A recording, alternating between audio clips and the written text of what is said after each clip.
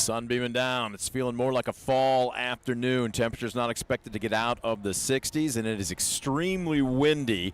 Welcome to spring baseball in Ohio as we get set for a huge Division V district final matchup as the Fairview Apaches and the Chargers of Edison both reached this afternoon in very different manners. Edison blanking Huron in 5 innings, 10-0. They got to rest while it was a marathon, almost 2 full games at Defiance between GMC rivals. Again, Fairview knocking off Tenora 2-1 in 12 innings. Here we are, barely 48 hours later, as we're playing again the right to wear the uniform next week into regional semifinal action. Good afternoon, everybody. Brent Palbinot alongside Scoop Miller and our crew. DCTV Sports is on the air with the Estill Chevrolet Cadillac pregame show. Our thank you going out to Estill Chevrolet Cadillac, located on Clinton Street in downtown Defiance. Check out their great selection of new and used vehicles in person on the lot. Matter of fact, they may come out and show you around a little bit. You get a personal tour. Our own Jeff Tackett might just be your tour guide, or you can also do so anywhere, anytime, online at drivebobestel.com. All right, Scoop, the sludge is gone. There are no bad teams. There are no weak sisters when you reach this point in time of the playoffs, but you've got 2 teams both making a healthy drive here. Very different manners in which they got here, but rest assured, they don't ask you how. They ask you how many.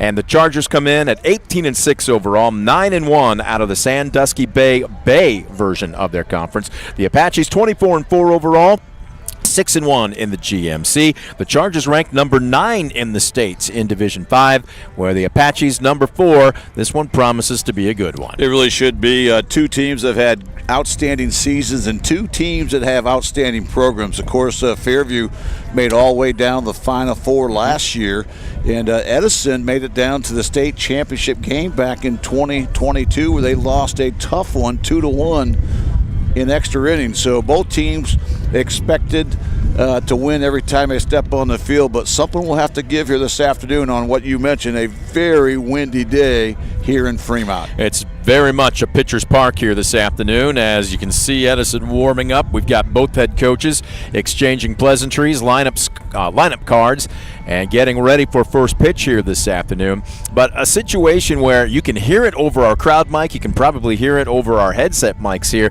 There's no such thing as a routine fly ball here this afternoon. No question about it. The wind will play havoc on anything, so that's why it's going to be important to do the little things. Run everything out, yes. Expect the unexpected. And again, when you have 2 teams, such high-level play all season long, sometimes the first team to blink could be in trouble. So you just have to continue to play. It's baseball. There's no clock. Go out there, continue to play and compete.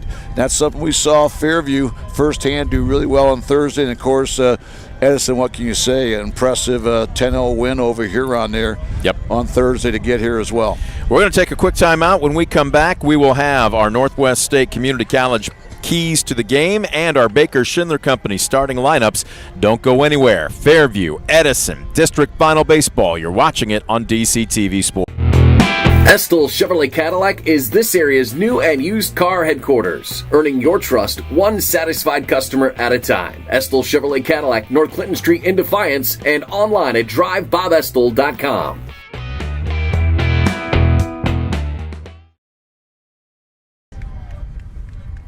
And there you get a good look at both coaches as well as the umpiring crew here this afternoon. Let's go ahead and give you the keys to the game, brought to you by Northwest State Community College. You see the Apaches 24-4 overall, 6-1 in the GMC. On the flip side, the Chargers ranked number 9 in the state in Division V at 18-6 overall, 9-1 in the Sandusky Bay Conference. They have 2 divisions in that Sandusky Bay Conference. Actually, is it 4? I take that 3. Okay, I was going to say there's the Bay, there's the River, and what's the third? The Lake, I believe. The Lake, all right. So huge conference, a lot of competition. As a matter of fact, the tail end of the regular season for the Chargers, Tiffin Calvert, Perkins, they're coming into this one battle-tested. Let's go ahead and take a look at the keys to the game. Again, your key to a great career starts with a great education at Northwest State Community College in Archibald. Let's start with the Edison Chargers and what they need to do this afternoon. Well, we can start. Nope, there we go. Edison popping up. Go ahead, Scoop, fire away. Well, for the Chargers today, I think it's going to be important that they play clean. Fairview's a team that does a great job 1 through 9 putting the ball in play. They love to put pressure on opposing teams, so it's going to be important for the Chargers to come out, be very solid defensively. I think the second key for Edison here this afternoon, they have to limit their freebies. This is the team that has some outstanding arms, some great pitching. They have a lot of strikeouts per 7 innings, but they also average about 6 walks per 7 innings as well. So they're going to have to do a really good job, try to limit those freebies and make Fairview earn everything here this afternoon. Those are the keys for the Chargers of Edison. Let's take a look at what the Apaches of Fairview need to do. Well, I think it's going to be really important here for the Fairview Apaches. They're going to have to do really well as far as situational hitting. You're not going to get a lot of opportunities when you see the likes of what they'll see here this afternoon in this Edison pitching staff. So be situational. Those extra 90 feet are going to go a long way, where I think both teams will probably try to play for a run early. I think the second key today for Fairview, they need to be really aggressive on the bases. You know, they have so much speed, and when you have that speed, you want to pressure other teams. With the windy conditions today, I think it's going to be tough for the catchers to throw that 127 feet, 3 3/8 inches down to second base effectively. So put pressure on the other team, run the bases aggressively, because, again, you're going to have a limited number of opportunities here against this Edison team that really has a lot of great arms. Those are your keys to the game, brought to you by Northwest State Community College. We're going to take a quick peek at your starting lineups in just a moment here, as that wind is blowing very strong. It is in, but it is also now, it's all over the place. When we walked in, probably a couple of hours ago, it was straight in from left, and now it's across the diamond from left to right. But Scoop, I haven't taken a look at the AccuWeather forecast here, but I'm going to guess, what, 25, 30 miles, probably 30 plus miles an hour this afternoon. The gusts are definitely 30 plus. I expect both outfields to really squeeze the opposition here this afternoon. As the non-starters being introduced, there you see the men in blue at home plate. Our crew this afternoon, Joe Roth has the gear on. He's got balls and strikes. Your umpires in the field at first base, we've got Brian Myers, and making all the impartial calls at third is Dana Shoulders. Fairview in their traveling black jerseys with the gold lettering and numerals and the gray trousers. Edison in their blue, what do you call those, baby blue? What kind of blue is that? It's gator blue to me. Gator. Actually, they do kind of look like Florida, don't they? As you can see, we'll call it gator blue with the orange backstep on the paneling on their caps there. But two really solid teams. Let's go ahead and give you the starting lineups, brought to you by Baker Schindler Company. And let's go ahead and start with the batting order for Tenora. All right, let's do Tenora. And there you take a look at the Apache 9 that will be taking the field here for Coach Singer and company. Leading it off and on the mound this afternoon, Elijah Aaron. Now, he had played shortstop when he's not on the bump, but he has got an impressive 400 batting average and 9 stolen bases. Logan Olinger will be at short. He has got a 374 average, 25 stolen bases. Scoop, safe to say they need their table setters aboard if they're going to be successful this afternoon. Yeah, no doubt about it. Those guys get on base. They have the speed. They can score from first on 1 hit or less. You see the bottom there, 108 stolen bases on 114 attempts. That's more than aggressive.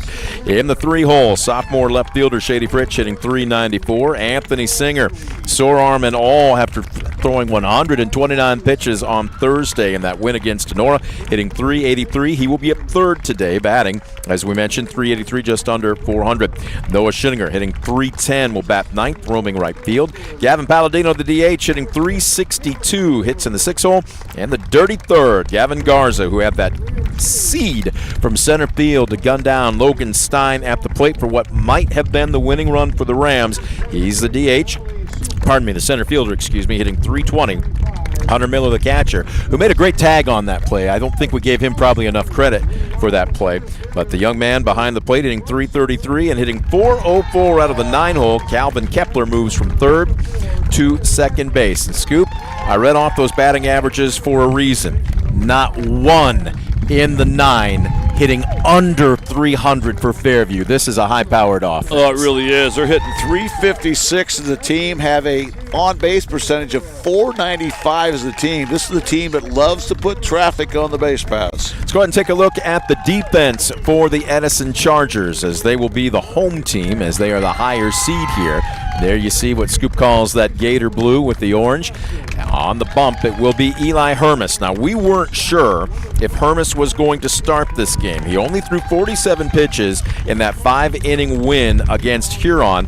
And the coaching staff, Coach Hoover told me, he said, we're going to practice him last night, and we're just going to ask the young man to be honest. How do you feel? And he said, I'm about 75-80%. And they said, that's good enough for us to start. As we're going to finish off the starting lineups here, but everybody rising to their feet for the playing of the national anthem. So we will take a quick break here as well. Brought to you by our underwriter, the Defiance County Veterans Office. If you would, America, would you please rise? Gentlemen, remove your caps for the playing of our national anthem, the Star Spangled Banner.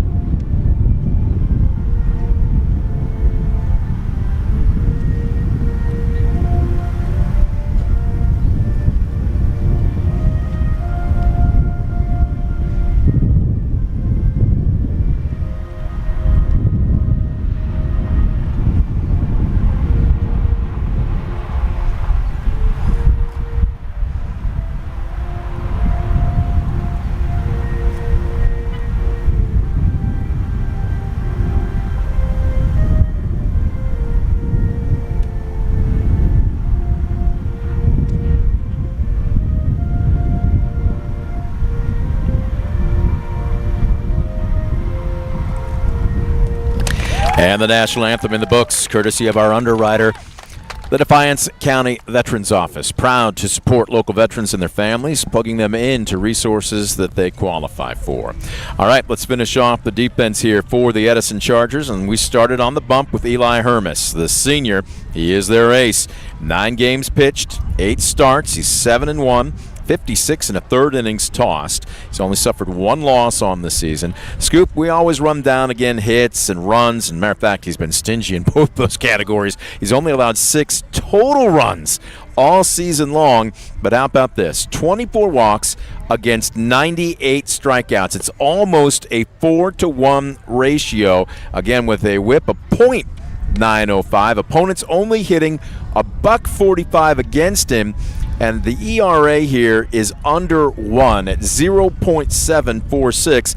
This guy is very much their ace. Well, no doubt about it. Those numbers are all impressive, but really the one that strikes me the most, the fact he's gone 56 in the third inning. He's allowed just 27 hits. So he's given up about 3 hits per 7 innings. That'll win you a lot of ball games, as you mentioned, just over a 4-to-1 strikeout walk ratio.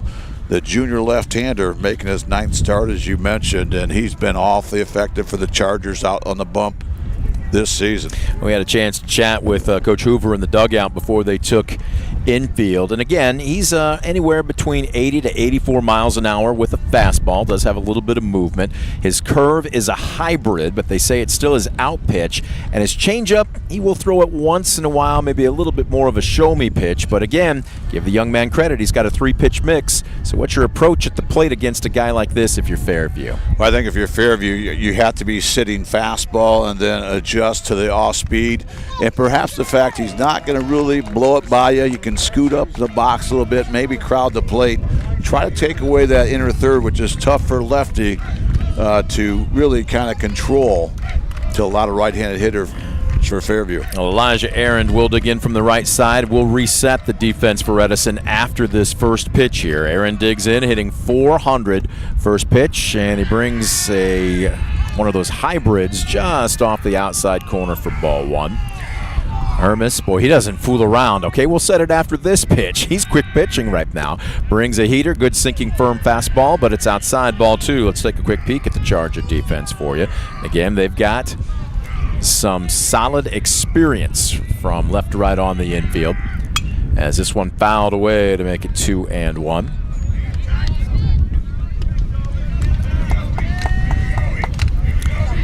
Tristan Wetherill is your senior catcher. So you got an all-upperclassman battery. So this one fouled straight back, and just like that, from 2-0, it's 2-2. From left to right on the infield, it goes senior, freshman, senior, and I'm not sure what Preston's year is, but Chaz Smith, who's going to Defiance College to play baseball after this season. At third, Evan Schnitker, the freshman. At short, Brady McFadden, the most improved player on this team. Okay. Senior at second, and sophomore Ian Preston at first. From left to right on the outfield green, it goes senior, junior. Cole Limester, Bryson Whitmer in center, and Owen Price in left. As this one's fouled back, and after missing on his first two deliveries, Hermes looks like he's coming straight after Elijah Aaron. Well, those first two misses were just off the edge, so he's really hitting his spots, using all of his pitches right now. This has been a great at-bat there by Aaron. 2-2. Got him swinging. Strike three. That is a West Banco strikeout to open up the ball game. Tremendous sequence that time by the junior Eli Hermes.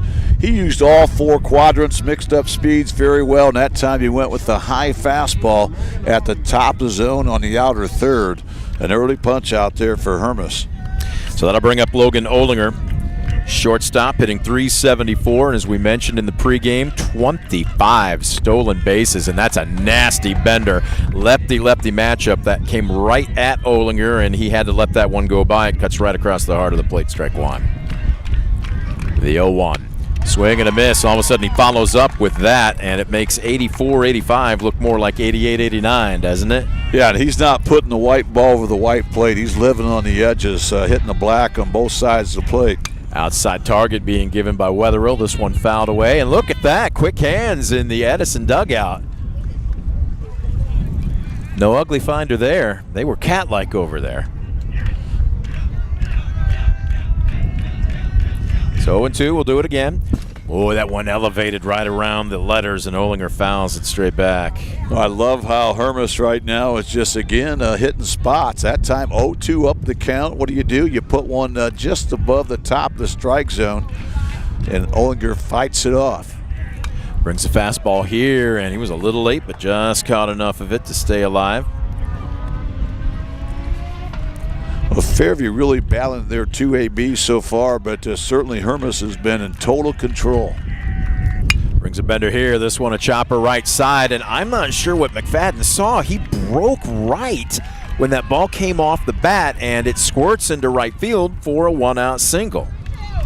Well, that was a curveball that was going to tail away from Olinger, but somehow he's able to get the end of the bat head on. It was able to pull that baseball, so it did look like it fooled McFadden. That'll be a one-out single there by Olinger.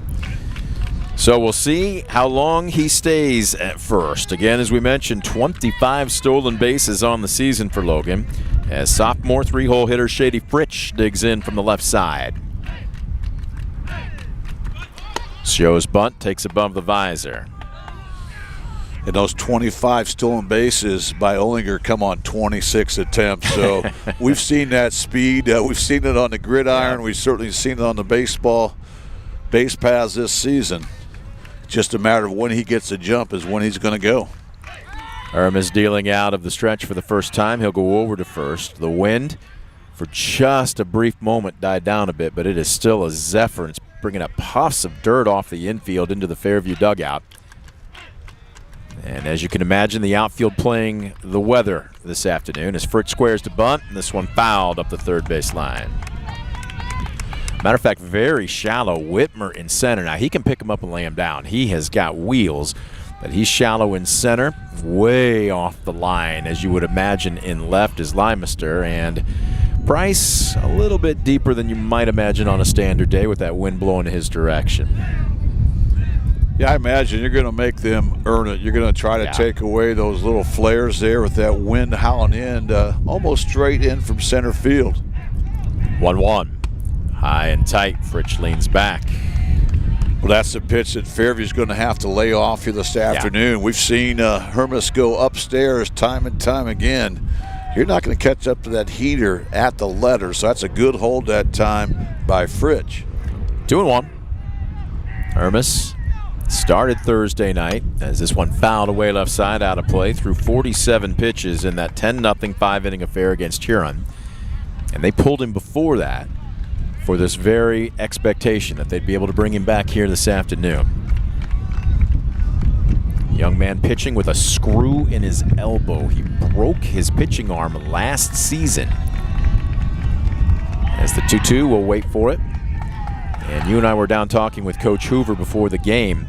It took him months, over 6 months of physical therapy and rehab to be able to get back to practicing again, much less back to game form. Fastball blew him away. Runner goes. Throw down to second. It's on one hop. There's a collision, and the ball squirts loose from McFadden. Olinger is in with his 26th stolen base of the season, but now there's 2 down.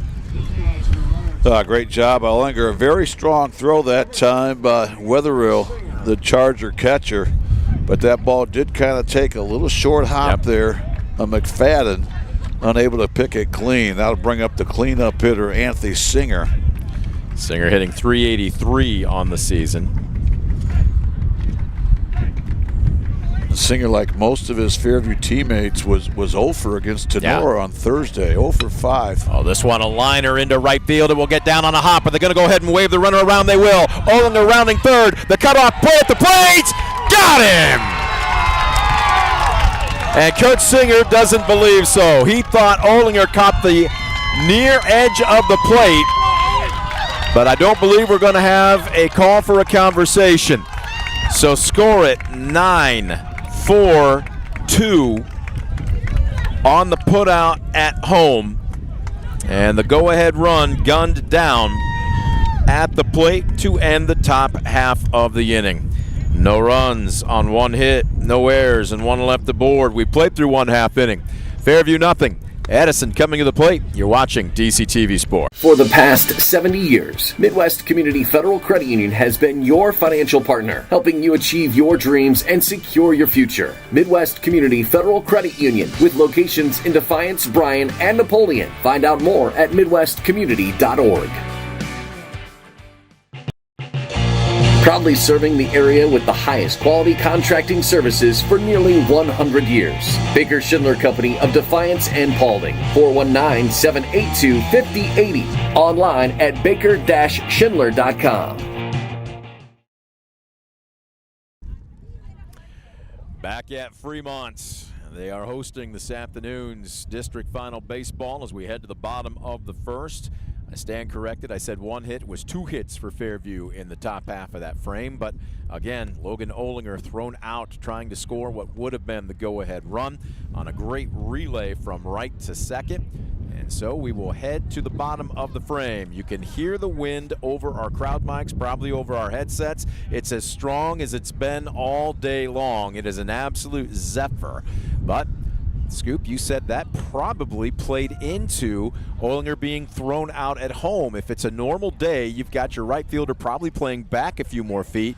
You're going to have to play the conditions this afternoon. Well, you're right. I can guarantee you that's probably the first time a Logan Olinger has been thrown out from second base trying to score on a hit to the outfield. But again, the way the wind is playing, all the outfielders are squeezing, so what normally is a routine hit, the outfielders are probably 40 feet, a little bit closer to home plate, and that was the difference. Coach Singer not happy with the call. I think he felt the tag was on the helmet and the hand was under the tag, but nonetheless, great execution there by the Chargers.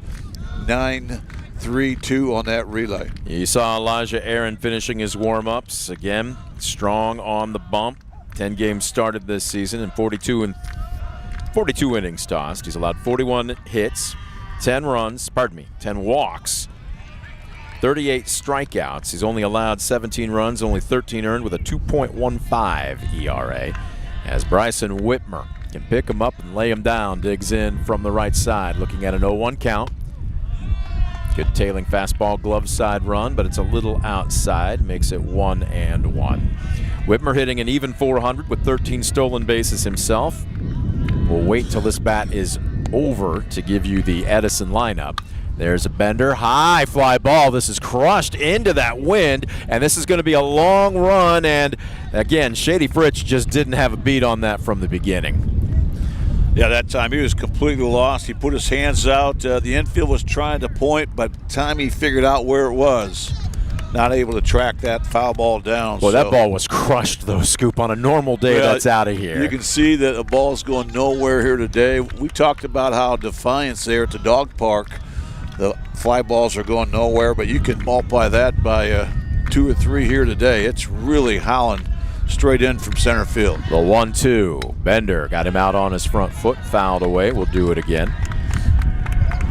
Right now, a nice job by the senior Elijah Aaron. Mixing speeds up. You know, we've seen a steady dose of curveball, fastball.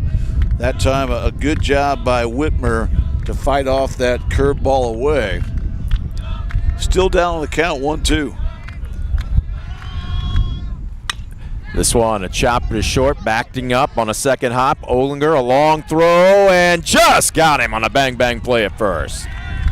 Great job that time by Logan Olinger, the junior. He had to go to the hole, and again, Whitmer, a guy that runs really well. He had no room for error, but a solid play that time by Olinger. 6-3 on the putout. A quick first out there for Elijah. Let's go ahead and take a look at the Charger 9 here before Cole Limester digs in. Again, they just got a very heavy-hitting Bryson Whitmer to lead it off. Cole Limester hitting 400. And there we go. Limester, your left fielder. Chaz Smith, as we mentioned, going to play at Defiance College next year, hitting .314 with 23 RBI. Your third baseman hitting him 3-hole. Cleanup man is the pitcher. Eli Hermes hitting .309 with 26 RBI. Roaming center field, Tristan Wetherill will hit 5th. This one paints the black on the outside corner. Owen Rice, your right fielder, hitting 6th. A .298 average owned by Brody McFadden, the second baseman. Hitting in the 8-hole, it will be the sophomore Ian Preston and Evan Schnitker, your shortstop, hitting 9th. And this one paints the black, make it 1-2. We will set the Fairview defense after this next pitch. Aaron trying to finish off Limester. Tries to backdoor him, nothing doing. Ball 2. Let's set that defense for you for the Apaches. Behind home plate, it is the sophomore catcher, Hunter Miller. From left to right on the infield. This one misses in the cellar, ball 3. Sophomore Anthony Singer, who threw 129 pitches on the bump on Thursday, is at third. Logan Olinger, the junior shortstop. Freshman Calvin Kepler moves from third to second. Junior Jonah Schillinger is at first, as this one lifted into what is now going to be extremely shallow left center field, laying out a diving attempt, and Gavin Garza can't come up with it. Shady Fritz, Gavin Garza, Noah Schillinger are going to be your Fairview outfield, and what would have been a routine play on any other day got knocked down, and Garza on a dead sprint still couldn't catch up to that baseball. That's just incredible. You know, that was normally going to be a can of corn, but Garza's got great speed. I thought he got a decent jump off the bat, but he just kept going and going. That ball caught by the elements. That's going to be a bloop single for Limeister. And now the Chargers have something cooking with 1 out.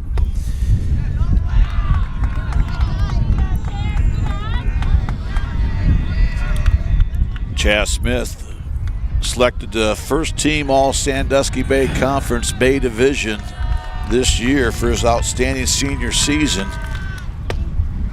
Takes a fastball off the edge, so now Smith 2-0. up in the count, 2-0 here. Can be very selective. Smith hitting .314 with 23 RBI on the season. He's right on top of the plate. We are right behind the backstop here. We've got a great view of the field.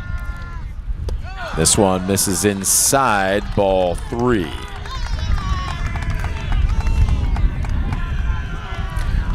Well, we'll see if he's got the green light. Undoubtedly, he's going to get a fastball here from Elijah Aaron. We'll wait for it as he goes over to first. Again, I haven't seen Edison, so I don't know them all too well, but with the wind conditions, you would think he's probably going to be taken here 3-0. And we'll see how aggressive they want to get from the stretch. Aaron deals right down central, strike 1. Well, there's our answer. Certainly was taken all the way. Good get me over fastball that time by Aaron, but right now, if you're Chaz Smith, you're sitting dead red. You're looking for a fastball in your spot. If you get it, you'll try to barrel it up and turn on it. 3-1. Ground ball to second. This could be 2 to a knee. Kepler flips to Olinger. The relay. Great stretch at first by Jonah Schinninger. And that will do it on the 4-6-3 twin killing to end the bottom of the first. So the one-out single doesn't do any harm. No runs on one hit, no errors, and nobody left the board. We have played one here in Fremont. No score. Fairview and Edison. You're watching DCTV Sports. Superior Credit Union, a not-for-profit, member-owned financial cooperative. Visit SuperiorCU.com to find out more about joining the winning team at Superior Credit Union. Stanball Jewelers is your trusted source for diamonds, fine jewelry, watches, and gifts. Whether you're looking for a dazzling engagement ring, a timeless anniversary gift, or a present for someone special, Stanball Jewelers has something for every occasion. Visit us today and discover why we've been serving the community since 1948.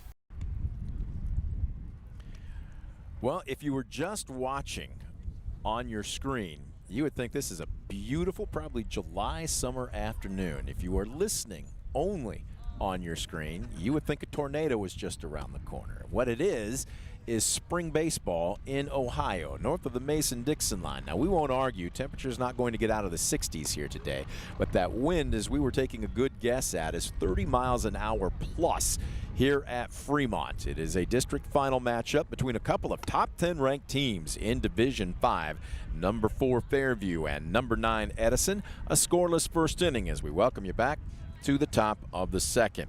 For the Apaches, it will be 5, 6, and 7. Noah Schinninger to lead it off. DH Gavin Palladino on deck, and center fielder Gavin Garza in the hole. They'll take their first cuts of the afternoon against the Chargers ace, Eli Hermes. Even though Hermes gave up 2 singles that first inning, I thought he was awfully impressive, moving the baseball around, hitting his spots. Oh, brings a nasty bender there, and that is a swing as home plate umpire Joe Roth points at Schinninger. Says he offered strike 1.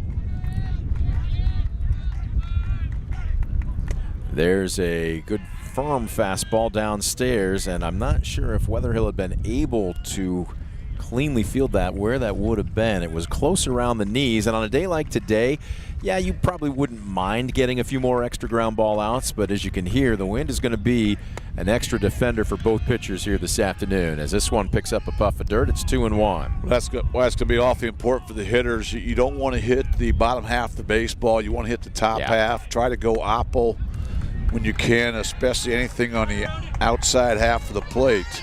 This one misses inside on a good hold by Schinninger, and a leadoff walk would do you just as well, wouldn't it? Absolutely. 3-1. Boy, good fastball tailing away with some arm side run, and the count now full. Yeah, almost like a screwball that time from the southpaw Hermes. Well located. Payoff pitch. He elevated, and Schinninger decided to offer. Fouls it away. Buys himself another pitch.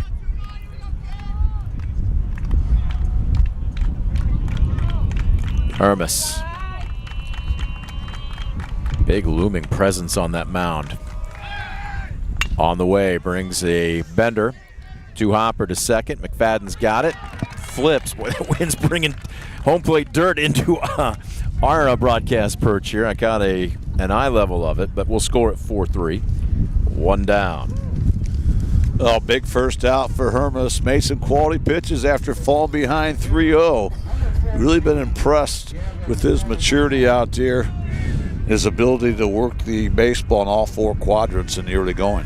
So here's Dino, Gavin Palladino, the DH and 6-hole hitter, batting .362, and he being Hermes has that bender going. Again, Coach Hoover told us he calls it a curve, but it's more of a hybrid, and it does. It has kind of an 11-to-5 type break on it. As Palladino tries to check, they appeal down to third. He went. Dana Shoulder says strike 2. The regular season, that's not a strike because you don't have a third base umpire to appeal it to the lefty, but he definitely went. This one just off the outside corner. That was a quality pitch by Hermes. Tremendous job by Hermes. He hit a spot, even though they were set up in the river there a couple inches off the plate. Competitive pitch. 1-2 brings up a puff of dirt. From 0-2, we go to 2-2. I don't know if it's an issue for the catcher, the batter, or potentially even for the home plate umpire, but with that wind whipping up, every now and then we catch a face full of dirt. And Hermes is working, the mound area over there? Looks like he kind of landed funny with his ankle, kind of tweaked it a little bit, trying to buy some time, walking it off. We hope that young man's all right. You want to see the best on best, and he retoes the rubber. He's working quickly. Upstairs, and Palladino couldn't lay off a ball 3. It's strike 3. A West Bank OK brings up Gavin Garza with 2 down here in the second. Well, he appears all right. I'm not saying he's not hurting because I think he is, but he just kind of reached back with that fastball. Again, that's that pitch you're going to have to lay off. Easier said than done, but 3 West Banco strikeouts now for Eli Hermes here through 1 2/3 innings. Garza fidgeting with the dirt in the right-handed hitter's box, and he just brought a huge cloud of it our way. As he fouls back the first pitch he sees. He wasn't guessing there. He was sitting heater, but just didn't barrel it up. Yeah, great job by Hermes. A lot of first pitch strikes. That's always the key in high school baseball. Get those hitters in negative counts. Attack the zone. Trust your defense, especially when the element should be helping you as a pitcher here this afternoon. So 0-1.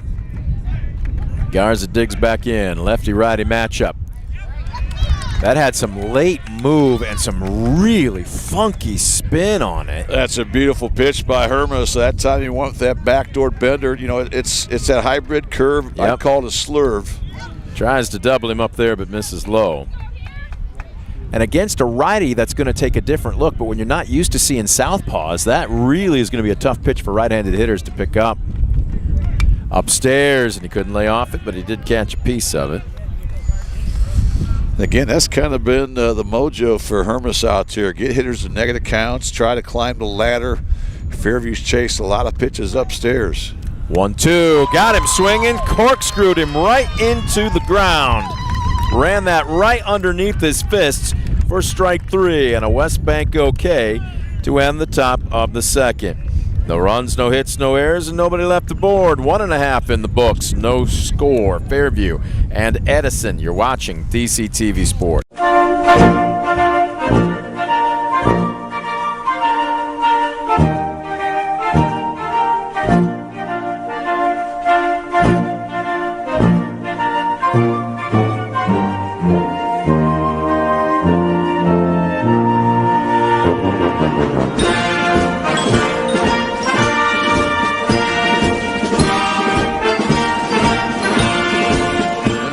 Or natural disaster throws a penalty flag, let ServiceMaster Restore work for you. Anything from minor cleanups to complete overhaul and rebuilding. Contact ServiceMaster by McCann. Well, there you take a look at the Charge dugout. They enter this afternoon's contest at 18-6 overall, 9-1 in the Sandusky Bay Conference, ranked number 9 in the state in Division 5.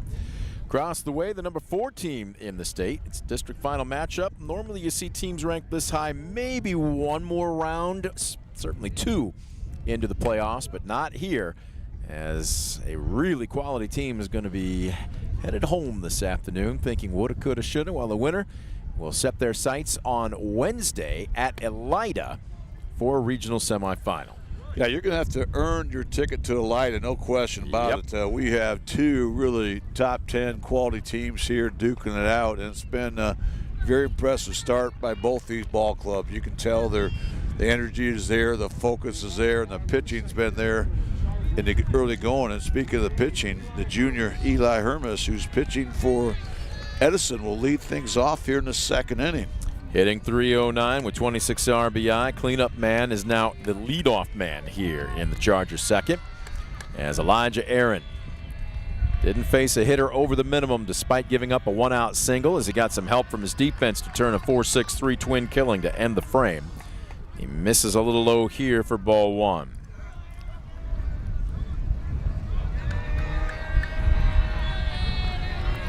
The 1-0.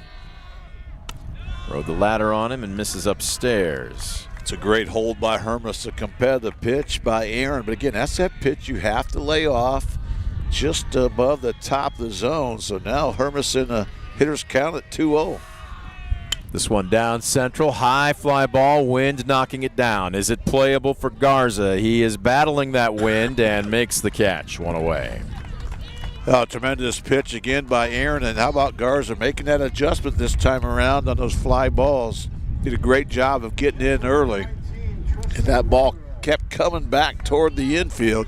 He's able to track it down for a big first out. So with one down, here's Tristan Wetherill, catcher, hitting .270, but has a really good eye, an on-base percentage of .400. He's got 11 walks on the season to lead the team as he takes a first pitch strike. Yeah, Wetherill was also first team All Sandusky Bay Conference Bay Division this past spring. Bender is in there over the heart of the plate. I wasn't sure if that might have been a little high, but home plate umpire Joe Ross says strike two. Had just enough late drop to it to catch the top of the zone. 0-2 on the way. Brought it almost at the same spot, just a little farther out over the plate, and Wetherill fouls it away. Yeah, I like that pitch that time by Elijah Aaron. He stayed upstairs, but this time he went with the fastball. That's one of those pitches kind of too close to take. He ends up fighting it off. Count remains 0-2. Bender right at him, almost got it to break over the heart of the plate, and that takes some guts. Wetherill stood in. He was going to wear that one if he needed to. He almost wore it. He almost got called out on strikes. It had so much late run to it, it just missed hitting the white. Swing and a miss. Bottom fell out of that pitch, and they will throw down to first just to be safe. So Wes Banco strikeout. Our monitor is covered in infield brick dust. I'm using a Kleenex to try and at least take a look at some of the shots that our bang-up crew is getting us here this afternoon. It's the beauty of calling a game outside, isn't it? You ever called a game at the beach? This one swung on by Owen Price and fouled away. Yeah, we're going to be a little gritty when this one's all said and done with that brick dust blowing right into our faces. But again, we're not complaining. This is a great seat to watch two great high school teams duking it out. Now, Chad Burnt, the AD here, set us up very, very well, and we appreciate it. 1 ball, 1 strike to Price. Price entering the day, hitting a healthy .328 out of the 6-hole. Pops it up. No such thing as a routine fly ball today, but the weather cooperates here for Kepler, and he puts the leather to it to retire Price, and with him the Edison side here in the bottom of the second. No runs on no hits, no errors, and nobody left aboard. We have played through 2, no score. Number 4 Fairview, nothing. Number 9 Edison, nothing. You're watching DCTV Sports. At Arthur Law Firm, we understand how overwhelming life can be after being seriously injured in a car accident. With over 50 years of experience, Arthur Law Firm has a track record of getting the results you deserve. When you don't know where to turn, get answers with Arthur. Call us today. West Banco, building a better bank every day since 1870. Community-focused West Banco. Find out more at westbanco.com. There you get a good look at our third base line. Actually, I believe that is our backstop camera, or is that Jalen? Okay, that's Jalen doing a great job framing up a shot for us there. Should take a look at senior pitcher Eli Hermes, finishing his warm-ups before we head to the top of the third action here at Fremont. It will be 8, 9, and then the leadoff man. Sophomore catcher Hunter Miller, freshman second baseman Calvin Kepler, and then the lineup turns over to senior pitcher today Elijah Arend. Biggest threat of the afternoon for either team came in the top of the first when Fairview got a couple of hits. And again, a single into right looked like it might have scored Logan Olinger from second. But with this wind just absolutely knocking everything down, Owen Price in right was playing exceptionally shallow, and the relay caught Olinger at the plate. And really that's the only threat for either team so far through the early going. Well, you're right, and I loved how Fairview was aggressive on that. You're going to send Olinger 10 times out of 10, but credit Edison. They made a couple solid throws. Were able to get the call on that bang-bang play. So here we go.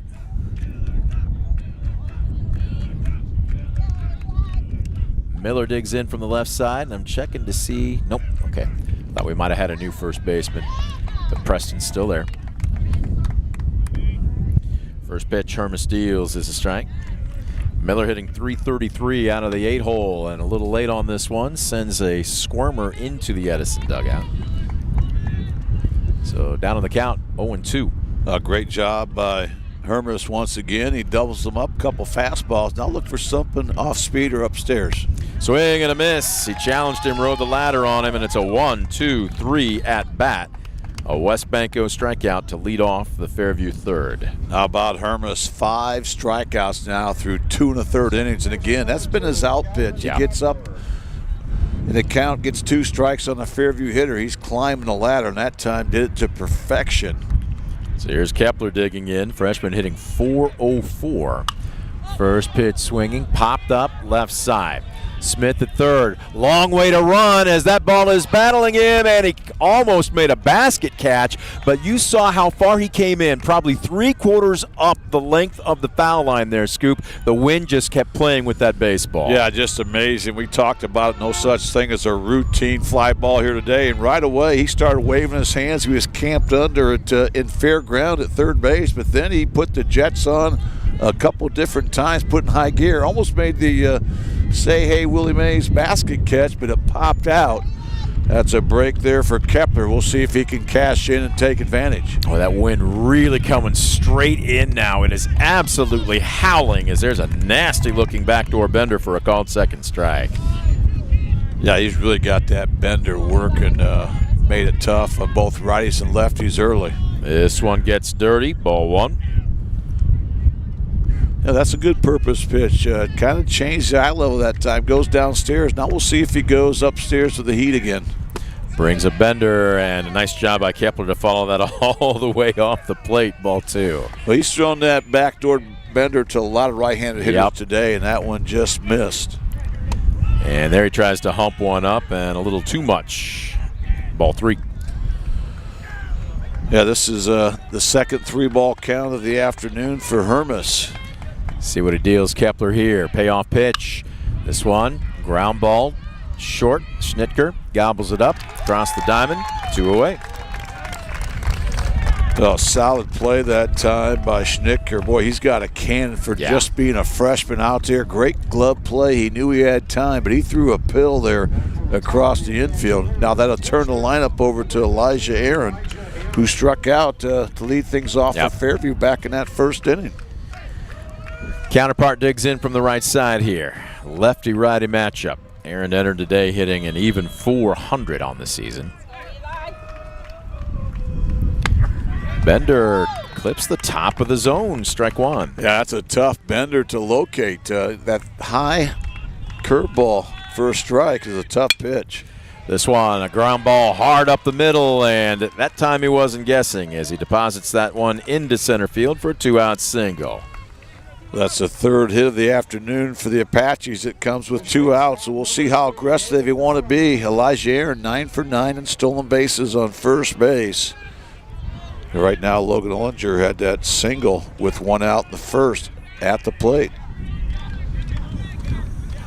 Ollinger pulled that ball on what just had a deceptive angle off the bat. Brody McFadden broke right, and it went to his left. A ground ball here would mean a potential force out at second. Lefty-lefty matchup. Whoa! And right above the visor, maybe even a little higher, Ollinger ducks out for ball 1. Yeah, that time Hermes a little bit too involved with Aaron there at first base. Kind of lost his focus point. Falls behind 1-0. From the stretch, he'll go over to first. And that base hit by Elijah Aaron was his 4th of the district tournament. He had 3 hits against Tenor, all extra bases, a triple and a couple doubles. Also scored the only 2 Apache runs in that 2-1 win. Fastball, swing and a miss. Runner goes, throw down to second. It floats a little bit on Weatherill.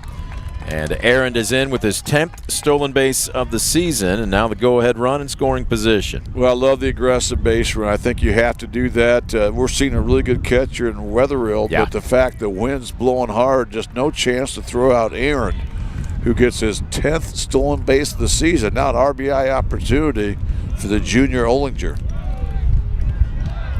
1-1. Down central, and it looked like he maybe made a late decision to swing there. Strike 2. Yeah, good looking a heater that time from Hermes, and you're right, Ollinger that time a little bit tardy on that swing. Now down the count 1-2. See what Hermes decides. Oh, he steps off, inside move, but race to the bag is won by Aaron. And it looked like Elijah Aaron was taken off for third base, so great job that time by Hermes to keep him on second base. Boy, Aaron has a great secondary lead, and a swing and a miss. It's immaterial. Ollinger goes down, a West Banco strikeout. And the mild Fairview threat snuffed out here in the top of the third. No runs on a hit, no errors, and one left aboard. We'll head to the bottom of the frame. Pitchers duel here in Fremont. No score. You're watching DCTV Sport. Discover top quality healthcare education at Northwest State. Our instructors have real-world experience, so they know how to prepare you for great career opportunities. Northwest State, where you'll get the top quality healthcare education you need to succeed. Estill Chevrolet Cadillac is this area's new and used car headquarters, earning your trust one satisfied customer at a time. Estill Chevrolet Cadillac, North Clinton Street in Defiance, and online at drivebobestill.com.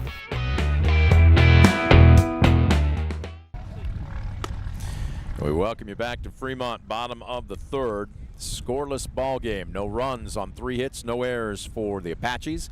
No runs on 1 hit, no errors for the Chargers.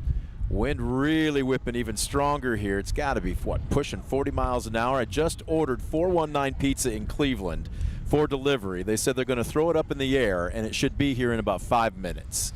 So I hope you like it hot and ready, Scoop. I'll take the under on that 5 minutes because it's really picking up here in the last half inning or so. Well, I got Josh Bush an extra large all veggie because he said he's really being healthy. The pizza delivery. We're sitting 2 doors down from him, and he's veggie pizza. That's what I just said. A little broccoli. You okay with that? Some mushrooms, some fontina cheese. You ever been there? It's really fantastic. Good stuff. If you ever get down to downtown Cleveland, I would highly recommend it. Right now, we are in Fremont, and we're looking to see if anybody's got some offense. It'll be the bottom of the order here in the bottom of the third. McFadden, Preston, Schnitker taking their first cuts of the afternoon against Elijah Aaron. Quick conversation on the bump. McFadden hitting .298 on the season, .468 on base percentage. He was selected honorable mention All Sandusky Bay Conference. Waiting for the first pitch, swing and a miss. I asked Coach Hoover in the dugout, I said, who's your most improved player of the season from the beginning of the year to this year or last year to this year? And he said, without question, Brody McFadden. Did not have a strong junior season. Really worked feverishly, especially at the plate. Really sorted some stuff out with the swing. I asked him, basically I said, is it fair to call him self-made? And he said, absolutely. Oh, you love to see that guy that has earned his stripes and has done a nice job of really having a good season. We mentioned being honorable mention. And right now, how about Elijah Aaron? He's really doing a great job of pitching. We know he's got a really good arm, but he's pitching right now, changing speeds, changing locations. And now he's got another Charger hitter in the hole, 1-2. Delivery here, got him swinging, bottom fell out of that pitch. That is a West Banco strikeout to begin the Edison third. Well, that's 2 strikeouts now for Elijah Aaron, but again, just an incredible sequence by the senior, mixing things up, hitting spots, moving the baseball upstairs, downstairs, inside and out. Big first out for that Apache defense. So here's the left-handed hitting first baseman, Ian Preston. Loose hands as he digs in, outside target from Hunter, and he frames up a nice first pitch fastball for a strike. Again, great pitch by Elijah Aaron that time, just kind of hitting the outside corner there, nibbling on it. Big first pitch strike. Backdoored him with the bender there, swing and a miss. Preston now down on the count 0-2. Well, he's got that hybrid curve, very similar to what we're seeing from Hermes, but he's throwing from the other side, of course. Yep. But again, a lot of break and bend to it. 0-2. Tries to backdoor him there, but a little too far off the plate this time. I like the idea. You know, that slurve ball goes a long way. He started that way out, but it was a competitive pitch. Good miss there. Now still on top, 1-2. Works that one under the fist to the lefties, and Hunter Miller took a shot, and he is hurting. Bad spot to take one. And Coach Singer's coming out. That ball bounced and hit him in the most sensitive area it could.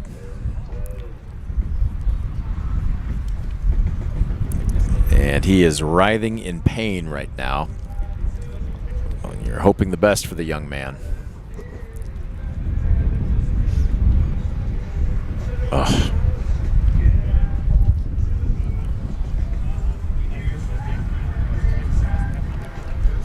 Well, he's sitting up. So that's a good sign, but my goodness. Yeah, right now just trying to get some air in those lungs right now. And there you take a look at discussion down at first base. Just trying to buy a little time as they're going to bring, it looks like, some Gatorade to Hunter Miller. Give him the time that he needs here.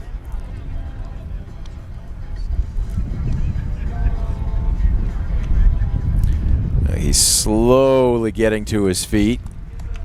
We will have a pinch runner at first, but the applause right now for Hunter Miller, who's showing some grit right now. And it looks like he will stay in the game. Whew, goodness. Well, Talon Wechter, I believe is how you pronounce it, is going to be the courtesy runner over at first base. And Hunter Miller, we tip our cap to you. He might take a knee for a while. Yeah, nice to see him battle things out. So gives the thumbs up. Looks like Miller good to go, although still kind of feeling the after effects.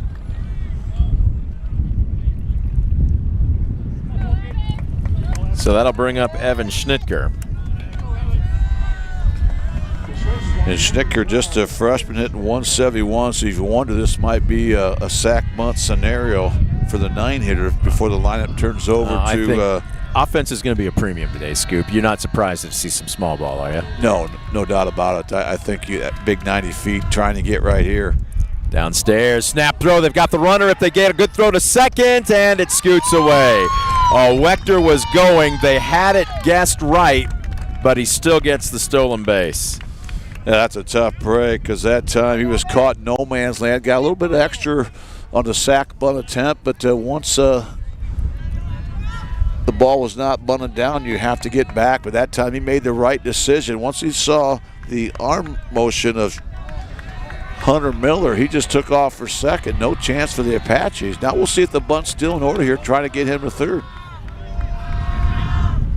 He's swinging away, and this one fouled up the first base line. I think that's the right call. I'd rather have two opportunities to drive him home from second than one.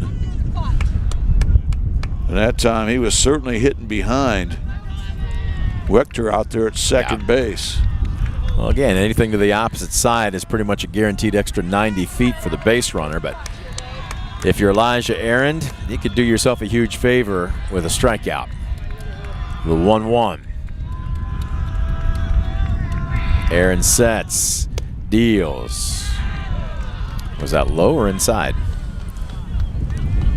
Tough pitch. It really was. Perhaps maybe just a touch low. Looked like he had the inner third there, right around the knees, but just misses downstairs. So now a hitter's count for Schnitker, the freshman. Schnitker has just backed off the plate about a half a step. He's anticipating something inside. He squares to bunt, and a little overthrow that time makes it ball 3. Well, Fairview went back in normal infield position, so he was looking about pushing a bunt down the third base line, and now Andy Singer going to have a visit here with Elijah Aaron in the infield. The fact that, hey, we've got the number 9 hitter up right now. We're down 3-1. We got to force him to swing the bat, put the ball in play, find a way to get to the second out when the lineup turns over. Well, again, even if you're looking at that, they're trying to give you an out right now, and he hasn't been around the plate. Now, granted, one was a tight miss. The other one was just an overthrow here, and this is not only, I think, a chat for Elijah Aaron. This is for the entire infield, all right? What are we going to do if the ball finds me? Well, right now, they want to get that second out, obviously, but again, you're reminding your guys that, hey, get on your bellies. Any ball hit on the ground, we've got to make sure it stays in the infield. We cannot give Schnicker an opportunity to get an RBI single right here, so lay out for it, keep in the infield. They'd love to get that second out because you do have a very dangerous Bryson Whitmer, the Louisville commit, standing in the on-deck circle. He's been committed for about 3 years now, so he's a bona fide player, no question about it. 3-1. Aaron comes set. Schnittger digs in. Big pitch coming up. And the inside move, the pick off at second. They were bringing in Olinger at short. They were keeping Singer at third back. Well, I like what they did there. They tried to get Schnittger to show his hand. So do we need to keep Olinger in or not? 3-1, swinging away. Line drive, fairly well hit, but the wind is going to knock this down right into the glove of Shady Fritsch. 2 away. Great comeback that time by Aaron. Made a quality pitch. And Shady Fritsch had him played perfectly. A big second out, but now you wonder with first base open, are you going to put Whitmer on base? Waiting to see if that is going to be the case. You can hear that wind just absolutely gushing over our headsets, and Coach Singer's coming out. He's yelling out some instructions, and they're going to intentionally walk him. Yeah, I think that's the right move. I know that Cole Leimeister right now coming to dish is also a 400 hitter, but again, Whitmer, boy, he's had a different kind of 400 too hitter. many big numbers. Yep. Remember last year he was Ohio Division V Player of the Year, so I think that was a no-brainer. And now you set up a force opportunity. Leimeister, 1 for 1, single, but was erased as part of a 4-6-3 twin killing to end the first. Takes a good sinking fastball for a strike. That's a great spot that time by Aaron. Backdoor bender, down at the knees, right on the outer third.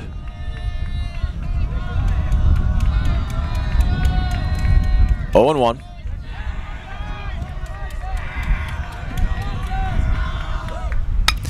Elevated on the bender here. Liner into left. Fritsch ranges over. They had him played perfectly.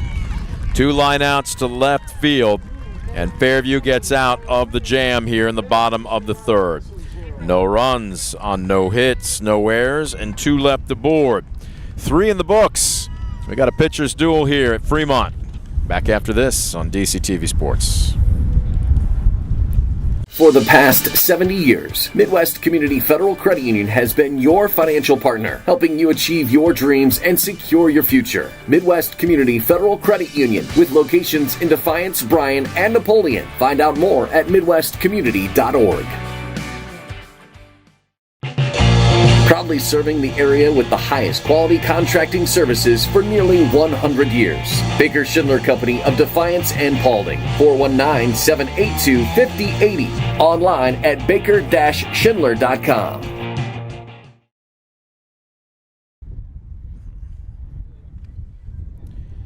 Back at Fremont, we head to the top of the fourth.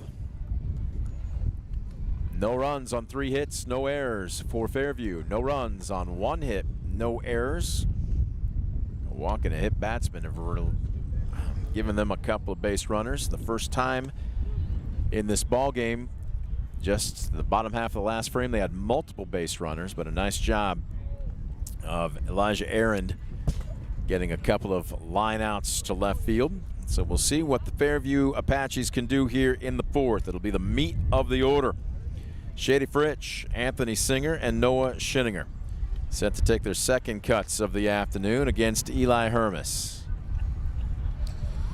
Yeah, maybe for Fairview second time around might prove to be a little bit more offense, but they did have 2 hits the first time around. Of course, Aaron got a hit his second time around already. Right now they'd love to see Shady Fritsch kind of get a hot bat right here. He was 0 for 5 against Tenora on Thursday, 0 for 1 here today, looking for his first hit of this district tournament. And why not? He's hit around 400 all season, has an on-base percentage of over 500. Downstairs, make it 2 balls and no strikes.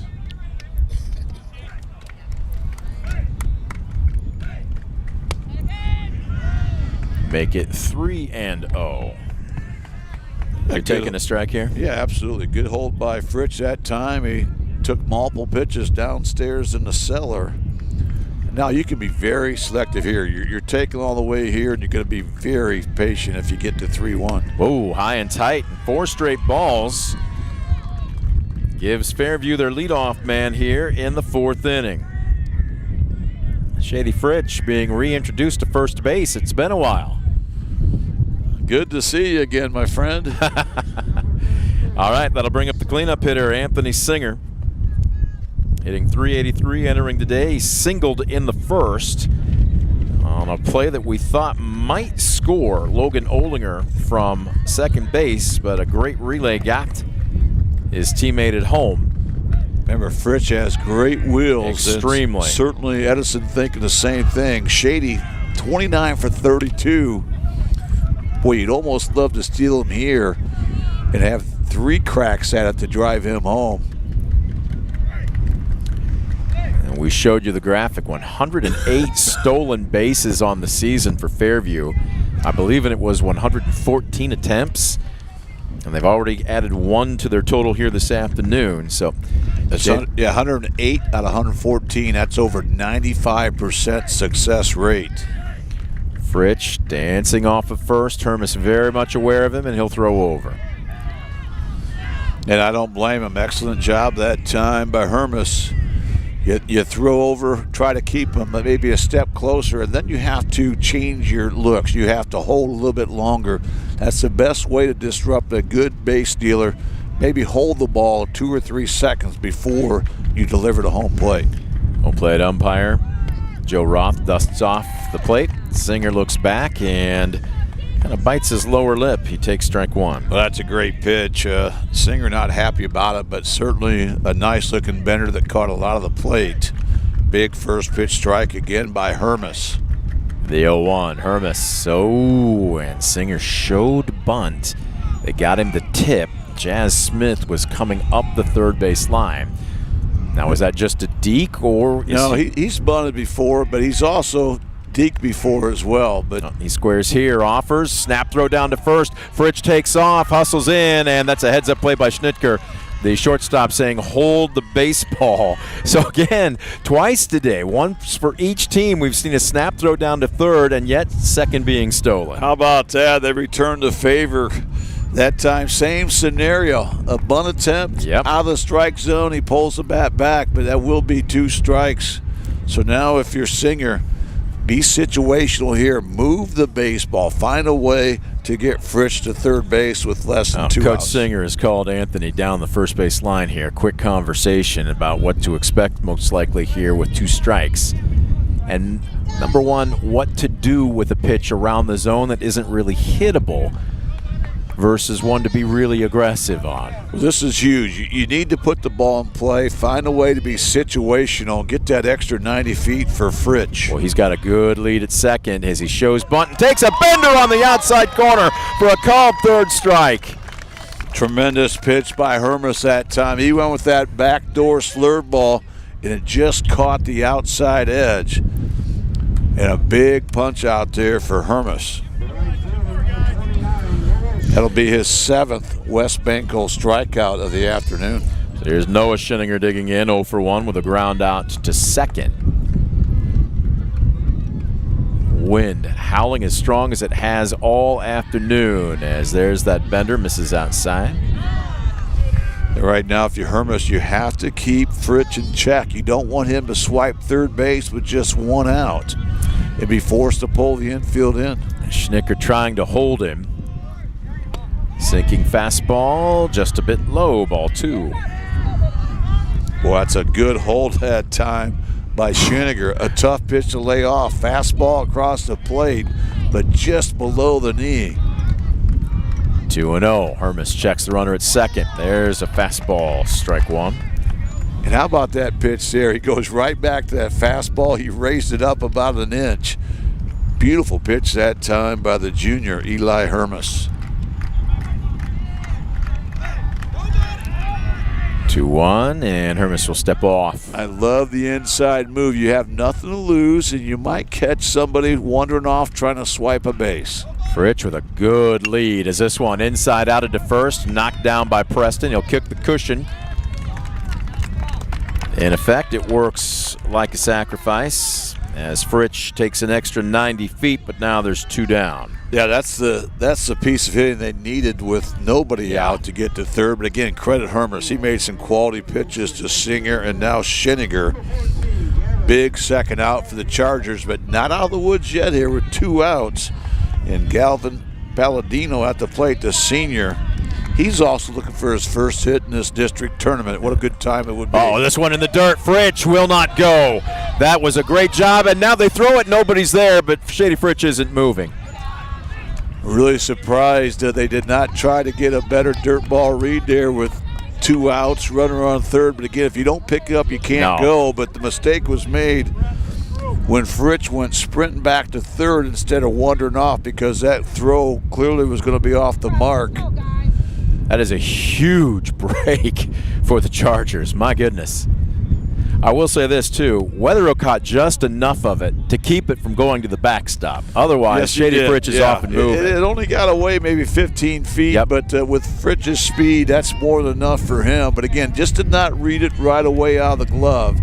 A huge break for Marlon Edison. 1-0, and that pitch was elevated, and Palladino can't lay off of it. Strike one. And Palladino should get a better pitch to hit. He doesn't want to fool around, go downstairs again, and afford that wild pitch. So he should get something up in the zone. 1-1.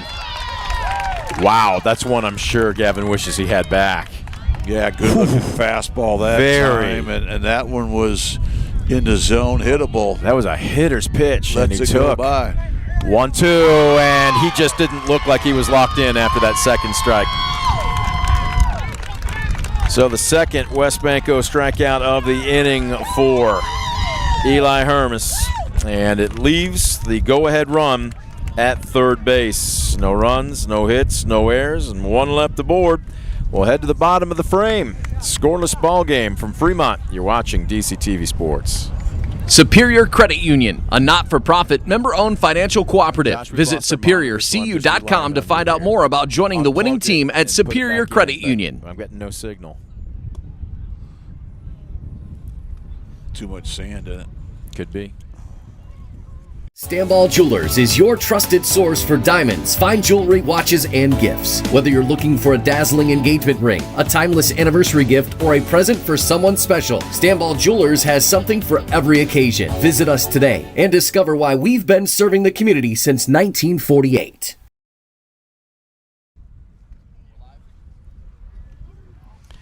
Back at Fremont. Well, 2 innings out of 4 here. Fairview has had an opportunity, but on each occasion, the Chargers of Edison have turned them away. So we will head to the bottom of this frame with the meat of the order. 3, 4, and 5. Smith, Hermes, and Wetherill set to take their cuts here this afternoon against Elijah Arend. Smith 0 for 1, hit into an inning-ending 4-6-3 double play in the first. Hermes 0 for 1 with a fly out to center, and Wetherill 0 for 1, strikeout swinging also back in the second. And what's really good to see is catcher Hunter Miller appears to be, I won't say none the worse for wear, but he's up, walking around, and appears to be a bit more normal after taking a shot in the very sensitive spot in the last inning. Yeah, really good to see him kind of looking more like himself there, trying to fight that off. But right now, Chaz Smith, a first-team All-Sandusky Bay Conference selection, leading things off for the Chargers. Smith, as we said, signed with Defiance College, going to be a Yellow Jacket for head coach Shane Gardner. 1-0 popped up, drifting back and into the grandstand here. They've got one varsity field here, and it looks like 3 smaller junior fields at this complex in Fremont. Tell you what, for as much as we've seen turf for the past couple of weeks, as this Bender swing and a miss, foul tipped into Miller's glove, strike 2. This is a really nice playing surface here. Yeah, it really is. A really flat surface out there, well groomed. 1-2. This one off the end of the bat into right field, over a couple of steps, and now retreating. And a nice job by Noah Schinninger to play the wind as he puts the leather to it for the first out here in the Edison 4th. Always big to retire that leadoff man. 4 consecutive innings now that the leadoff man for Edison's been retired, but that'll bring up Eli Hermes, a guy hitting .309. Leads the team as far as home runs as 426 RBIs. Again, he was a player of the year in the Sandusky Bay Conference this season, and we've seen a big reason why here this afternoon. Boy, he's been outstanding on the bump, yes, and we know he's a very good hitter as well.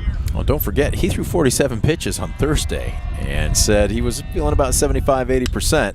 They went with him. Is this one a high fly ball to center field, shading his eyes? Garza's got a beat on it. And a little of an adventure, but he squeezes for out number 2. Well, we knew everything upstairs today would be an adventure, but credit Gavin Garza, he stayed with it. And that's a big second out. Right now, Elijah Aaron trying to retire Edison in order here in this 4th inning.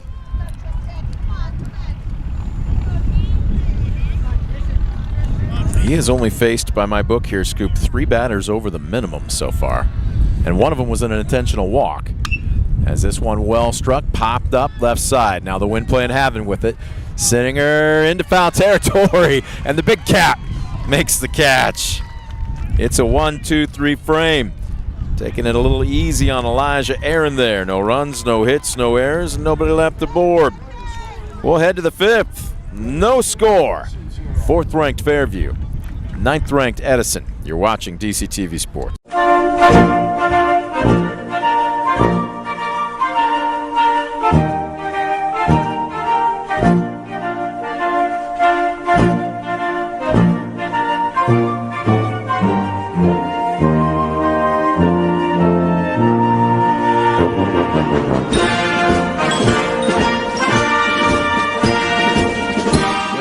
Or natural disaster throws a penalty flag, let ServiceMaster Restore work for you. Anything from minor cleanups to complete overhaul and rebuilding. Contact ServiceMaster by McCann.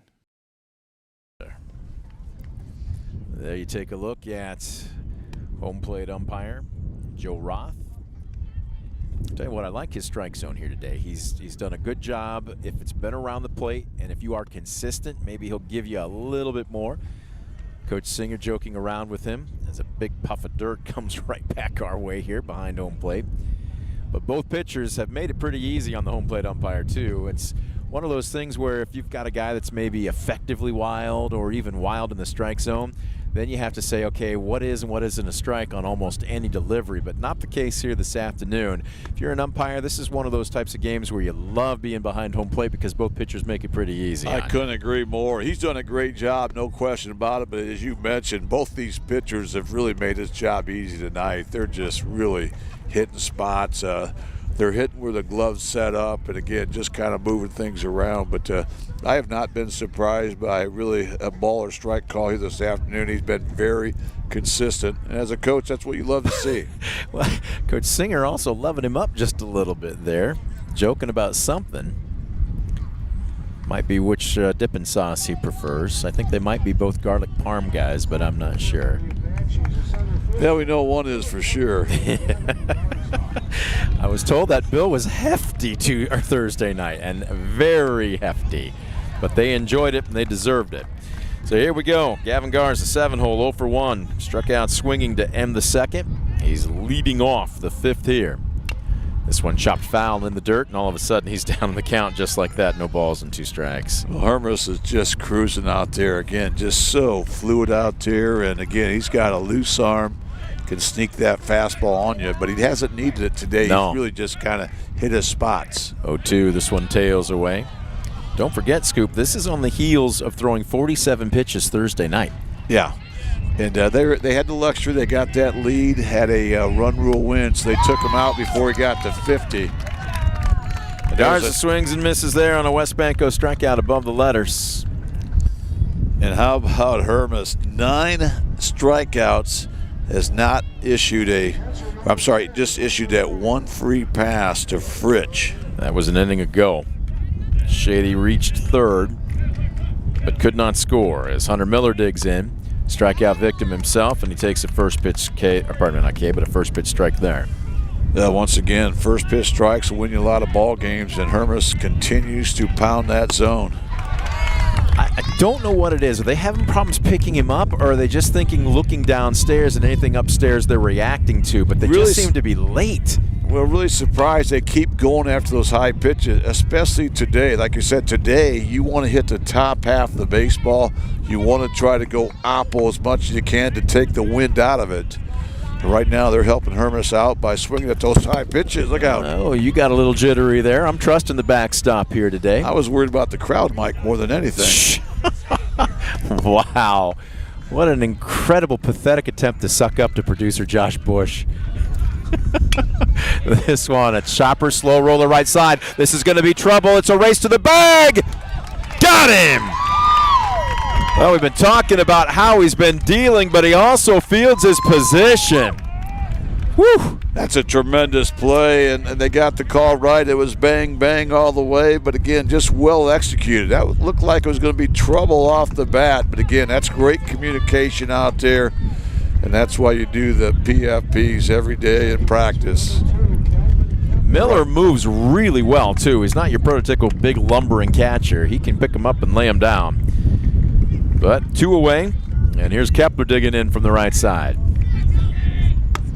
Upstairs. Now there's a good hold.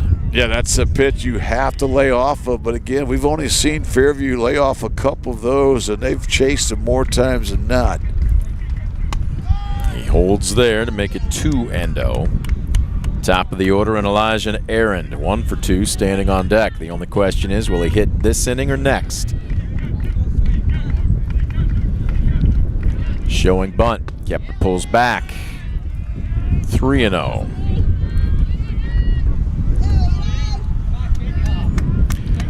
Again, how would this game have played out if the wind was even moderate? It has really had an impact, especially offensively, on this afternoon's contest. Well, you're right. You just feel that whoever can strike first has a huge advantage in this one. 3-0, right down central, strike 1. Kepler was taking all the way. Well, Kepler might be taking right here as well. He's going to certainly just be sitting on one pitch in one spot. Well, he can't lay off of it, but he can't catch up to it. Now the count full.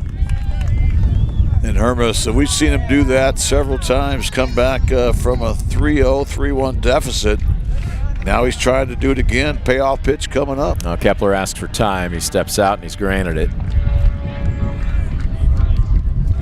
This is the 4th straight inning that Hermes has got into a 3-ball count. Payoff pitch on the way. This one into right center field. On his horse, Whitmer. It will get down in front of him. Wind just knocked it down, and a 2-out single for Calvin Kepler is the 4th of the ball game here for the Apaches as the lineup turns over for Elijah Aaron. That's the of those 4 hits. 3 of those 4 hits have come with 2 outs for Fairview. Which makes it awfully tough on you, doesn't and it? Now Kepler, you wonder if they're going to put him in motion here with the leadoff man up. Kepler is 11 for 12 and stolen bases on the season. And again, it's a tough wind to throw into if you're a catcher. Very. Trying to catch somebody going. Bender misses upstairs here to Elijah, who is 1 for 2. Struck out swinging to lead off the ball game. Singled up the middle. Stole second, but was stranded there in the 3rd. Right in the heart of the box. Runner bluffs going. Bender's in there over the heart of the plate. 1-1. I love the bluff that time. It gets the defense moving around. It creates holes. That's something that Fairview's been known to do over the years. Preston continues to hold the runner at first. Bender popped him up. Shallow right field. Could be trouble. Nope, it's knocking it down. It's going to go off the glove of McFadden. They're going to go ahead and wave the runner around third. Kepler play at the plate. He'll reverse. There'll be a throw down to third, and he gets back just in time. Heads up play behind the play. Elijah Aaron realizes nobody's covering second, and he takes the extra bag, and I don't know how you can score that anything other than a single. Yeah, that ball just, again, normally going to be a routine play as you're going to see, but you saw how far that McFadden had to go from second base, and you knew it was not going to be easy. And alert play that time by Aaron to take second base, as second base was unoccupied, as shortstop had to go over to third. Of course, the second baseman was in foul ground there by first base by the time that ball settled down. He was basically on his knees laying out to try and make that catch. And what was I just saying a batter ago about how the wind has played and had an impact on this contest? Both teams have to play in it. I get it. But now, biggest threat of the afternoon for either squad, as the Apaches have 2 runners in scoring position, but 2 outs here in the 5th for Logan Olinger. And we've got a meeting on the mound by the entire Charger infield. And again, when you have that runner on third, as a pitcher, you don't want to throw that curveball down the dirt. So it should give Olinger maybe a little bit better pitch to hit here with 2 outs. Well, Logan is 1 for 2 today. He singled back in the first, was thrown out at home, trying to score from second. He's also struck out swinging. High leverage situation here in the top of the 5th. Herman's trying to bow his neck and get out of it. Lefty-lefty matchup. Squaring to bunt, pulling back and taking a strike. They bluffed the squeeze. Yeah, you're not squeezing with 2 outs, but what you're doing, you're getting the defense moving around. You're getting the pitcher thinking here a little bit. So 0-1.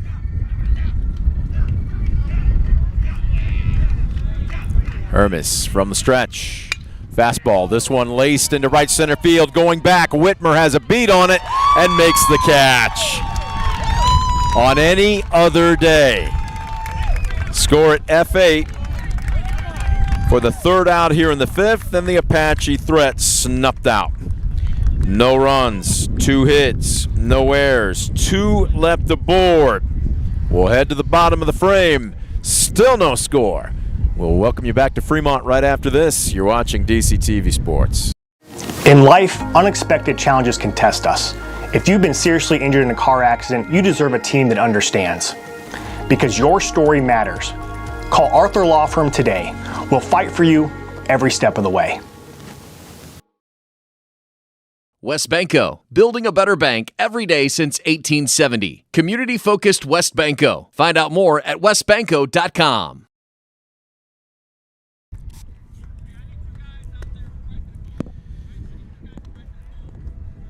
We head to the bottom of the frame. No runs on 4 hits, no errors for Fairview. No runs on just 1 hit, no errors for Edison.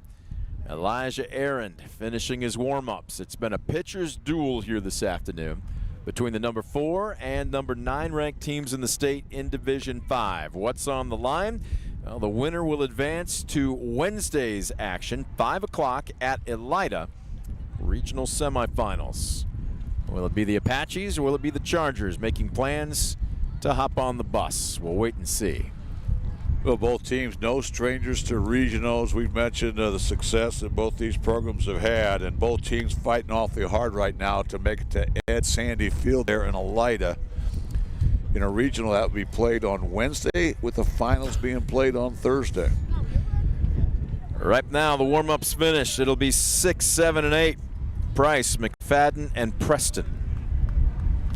We're into the 5th, and Scoop, this is just the 2nd trip to the lineup for this part of the Charger hitters. And again, this is a Charger team that puts up runs. They come in scoring over 7 runs per contest through 28 games this season. Of course, Fairview scores over 8 runs per game, but they've been held off the board as well. This one fouled away. First pitch offering gets out of the park. Price 0 for 1 with a pop out to second. You just keep thinking this wind is going to die down eventually, and instead it just, I would say it was teasing us, but now it's just being belligerent. It's getting stronger as the game wears along. 0-1. Good looking bender, just a bit downstairs. Yeah, that DCTV van should get better gas mileage on the way home if this wind continues. Well, remember, they didn't bring the van. They had a 4x4, I believe, courtesy of Estel Chevrolet Cadillac. So they're riding in style. Yes, they are. Maybe I should have asked to see if we could have gotten a loaner for the drive over. Jeff Tackett, if you're watching, make a little magic happen for us, would you? Give it a little test drive. For the weekend. The 1-2 gets dirty.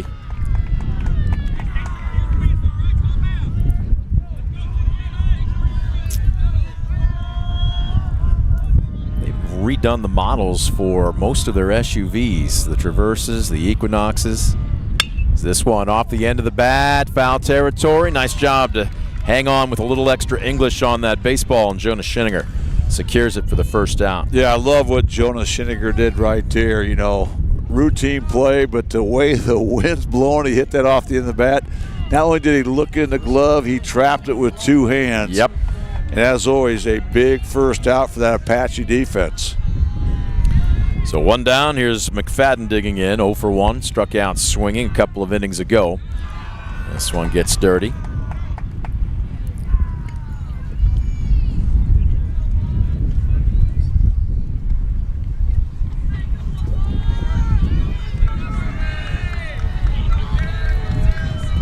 Aaron sets, deals. This one a shot, knocked down. It's going to be an infield single, quite possibly. Nope. Olinger was all or nothing with the bare hand. That'll be an infield single.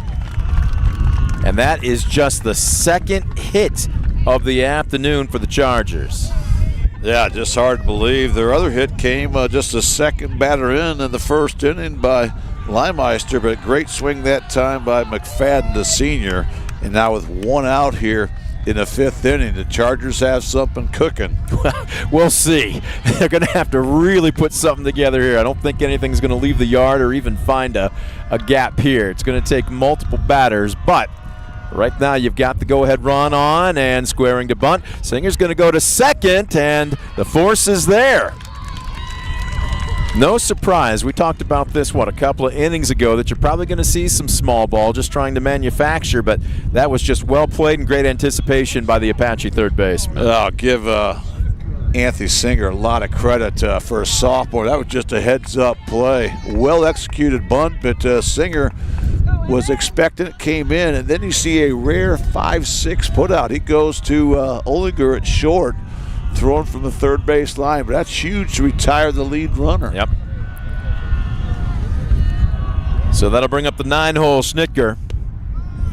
Well, that one had some good runs, sinking at the knees. Strike 1. Schnitger 0 for 1. He hit a ball hard his first trip up in the third, but it was right into that gusty wind. A liner at left, and Shady Fritsch didn't even have to move.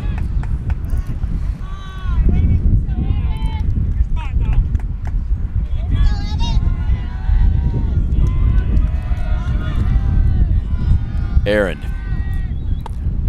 brings a bender there, a little low.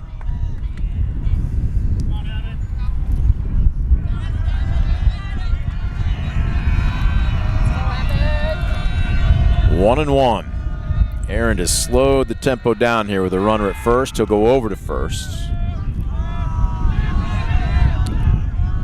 And there's a lot of ground over there in foul territory, yeah. So when you're throwing the first, you want to make sure you're on the mark. Absolutely. Yeah, anything that gets past the first baseman's most likely going to be at an least extra 2. 90 feet. At least 2. Pass ball in the cellar, ball 2. And right now, if you're Aaron, don't you tell him to just focus on the hitter? Yeah, you have to right now. You know, it's only 5 ways to score from first. He's still 2 hits away. You have to focus on the 9 hitter before the lineup turns over. And this one clips the top of the zones, 2-2. Yeah, that time a high strike, but certainly in the zone. Taking all the way there with Schnittker. Now he's still in the hitter's count here. 2-2 here. Deuce is wild. Aaron deals a bender. Oh, that's a great job out of his crouch by Miller to keep that ball on the plate. And now a 3-ball count, something you don't want to do. That's going to give a head start there to Ian Preston. Elijah Aaron needs a quality pitch here. Schnittker digging in, looking for something to work with. Inside outed, grounded to first, knocked down. Schenninger stays with it, kicks the cushion for the unassisted putout. And that will do it for the Chargers here in the bottom of the 5th. No runs, 1 hit, no errors, 1 left aboard. And an absolute zephyr staying with us here as we will welcome you back to Fremont in 60 seconds. Discover affordable transfer opportunities at Northwest State. Start here and save thousands on tuition. Our advising team will help you get your credits transferred. So don't wait another minute. Get started today.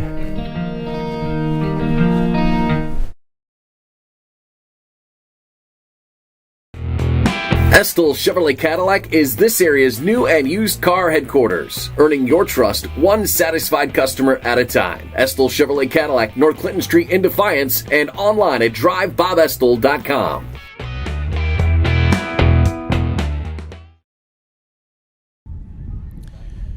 All aboard the Fremont Express. The wind has continued to stay right in the face of both teams here this afternoon. It's made offense an absolute premium. As a matter of fact, we've had none so far. Just 6 hits between both teams. The biggest threat for either squad coming an inning ago when Fairview put runners at second and third with 2 outs. But Logan Olinger, despite barreling up a good pitch, flew out to center field to keep it scoreless. So it'll be the meat of the order for the Apaches here in the bottom of the 6th. 3, 4, and 5. We'll see Fritsch, Singer, and Schinninger for the 3rd time this afternoon against Eli Hermes. Right now, Fritsch still looking for his first hit of this district tournament. This would be as good a time as any. Fairview's had their leadoff man on base just 1 time. That came back in the 4th when Fritsch walked. We'll see if he can find a way to get things started here in the 6th. Fritsch 0 for 1. Scoop mentioned he struck out swinging back in the 1st and then drew that walk in the 4th. Of course, Fritsch, first team all GMC this year. Fastball fouled away. A little bit of an inside-out swing.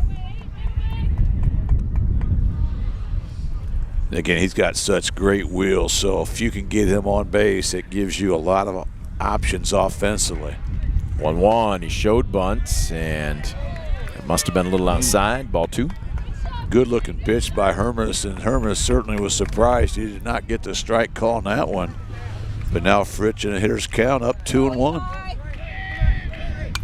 Well, he elevated, and they just haven't been able to catch up with him today. No, that's that pitch you really have to lay off. That might have hit the top of the strike zone, but a tough pitch either way. 2-2 on the way. And elevated again. High fly ball. Playable for Limester and drifting over, and he loses it. It's off of his glove. Fritsch rounding first and into second base, standing up on the error.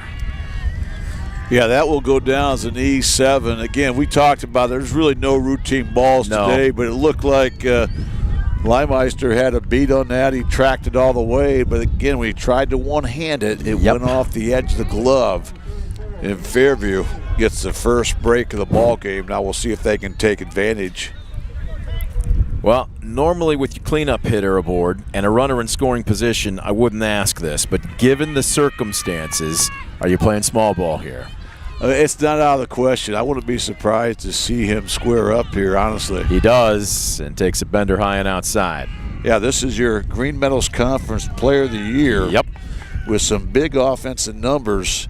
And this is the credit to Hermes. They're playing a little small ball right now, trying to get that extra 90 feet, find a way to get Fritsch to third with less than 2 outs. Singer already squares. He's down, and he lays Perfect. a beauty down the third base line. This is going to be trouble, and nobody's going to get there.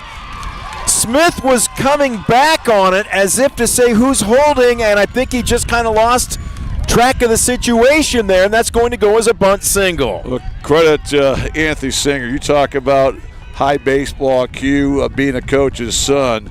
You know, that time he knows the job is you've bunted hard to third base, forced him to field it so you advance the runner. But that time it looked like Chaz Smith trying to stay home there. By the time he tracks it in, he had no chance to make a play. You couldn't have rolled that ball underhanded any better down the third base line than Anthony Singer bunted it. It was absolutely perfect. And the best of both worlds now for the Apaches, nobody out, runners at the corners for Noah Schininger.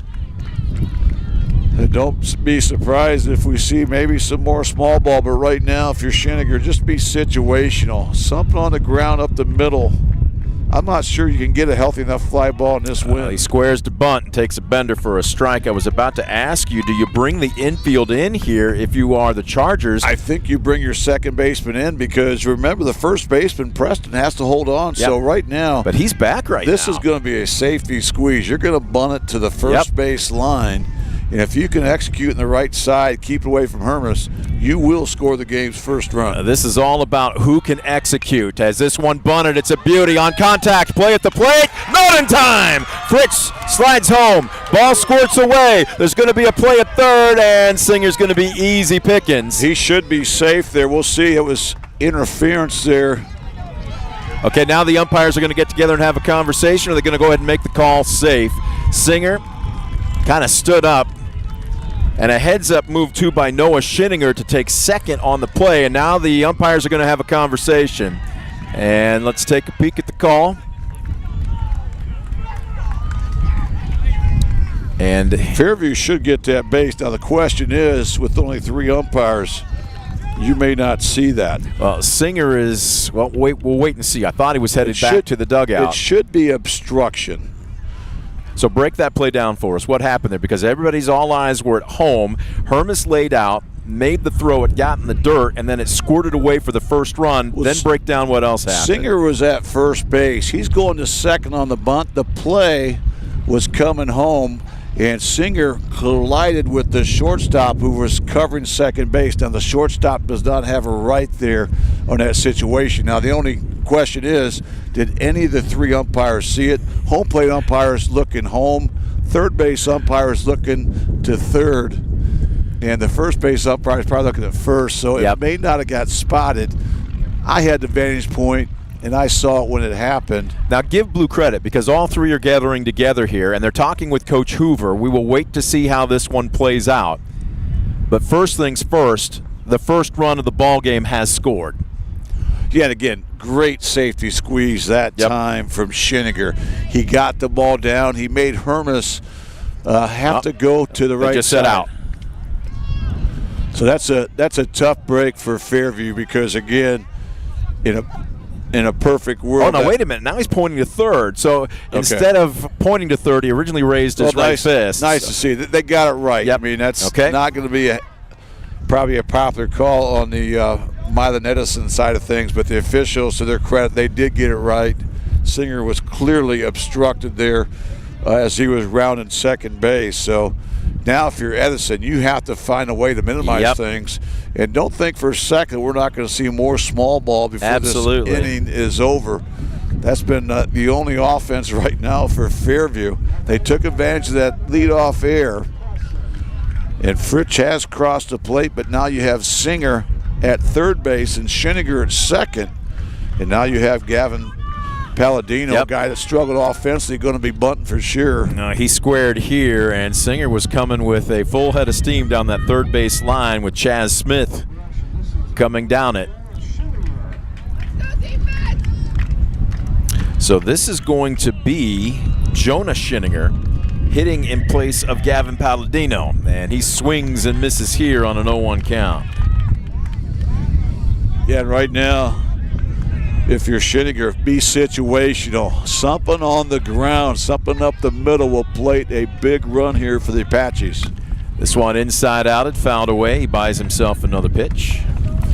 Boy, he did a great job of buying another pitch. That was a tough one. That pitch had a lot of glove side run that was coming into Schininger. Still nobody down, as this has become an even higher leverage situation now for Eli Hermes. Yeah, if you ever needed a strikeout, it's probably right here to Jonah Schinniger. Schinniger digging in, awaiting the 0-2. Takes upstairs. And you still have Garza hitting .320 on the season in the on-deck circle. And I would expect Garza to be bunting. I would too. Depending on what happens in this scenario here, but certainly would expect it.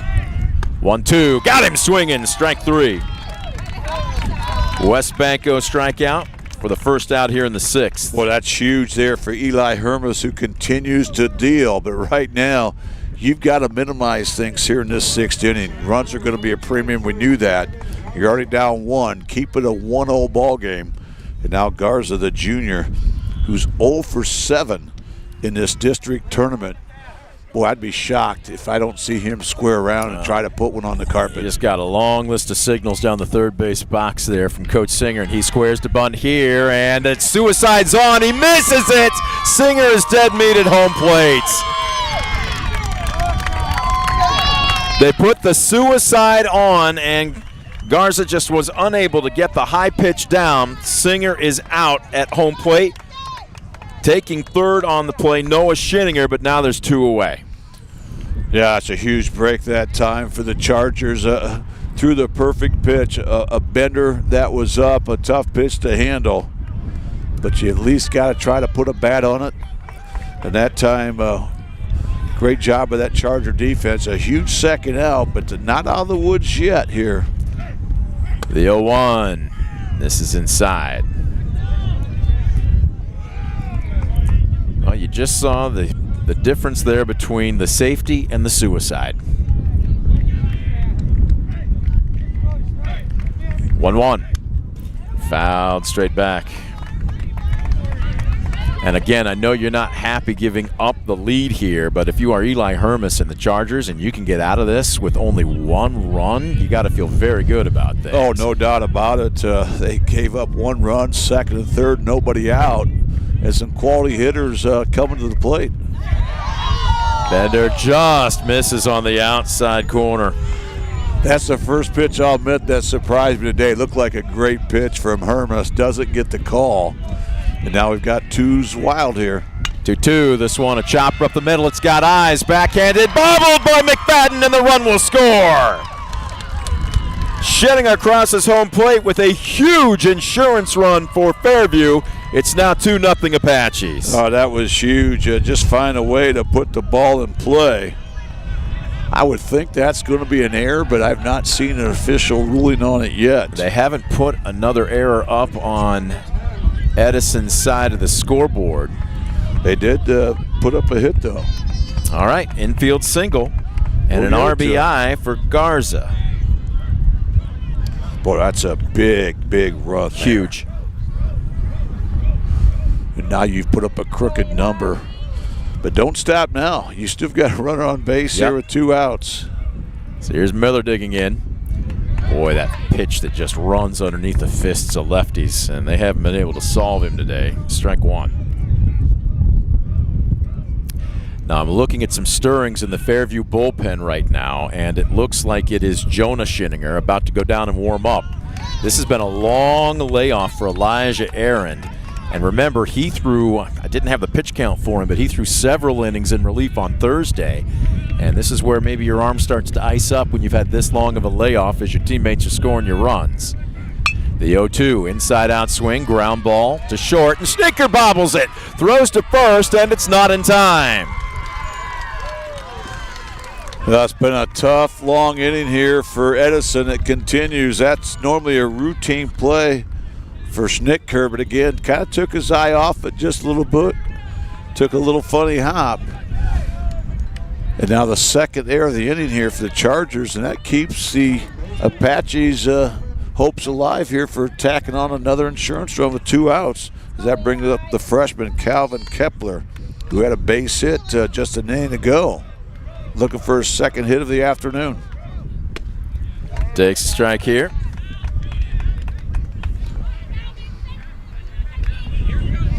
we're seeing more and more benders from Hermes. I wonder if, arm a little bit Might be sore from Thursday. He threw 47 pitches. So when you get to that juncture as a pitcher, a lot of times you'll abandon the fastball and go a little bit more curveball. Are we going to have a courtesy runner here as Hunter Miller, who's been through the ringer this afternoon, is going to be spelled by Steven Mendez, young sophomore.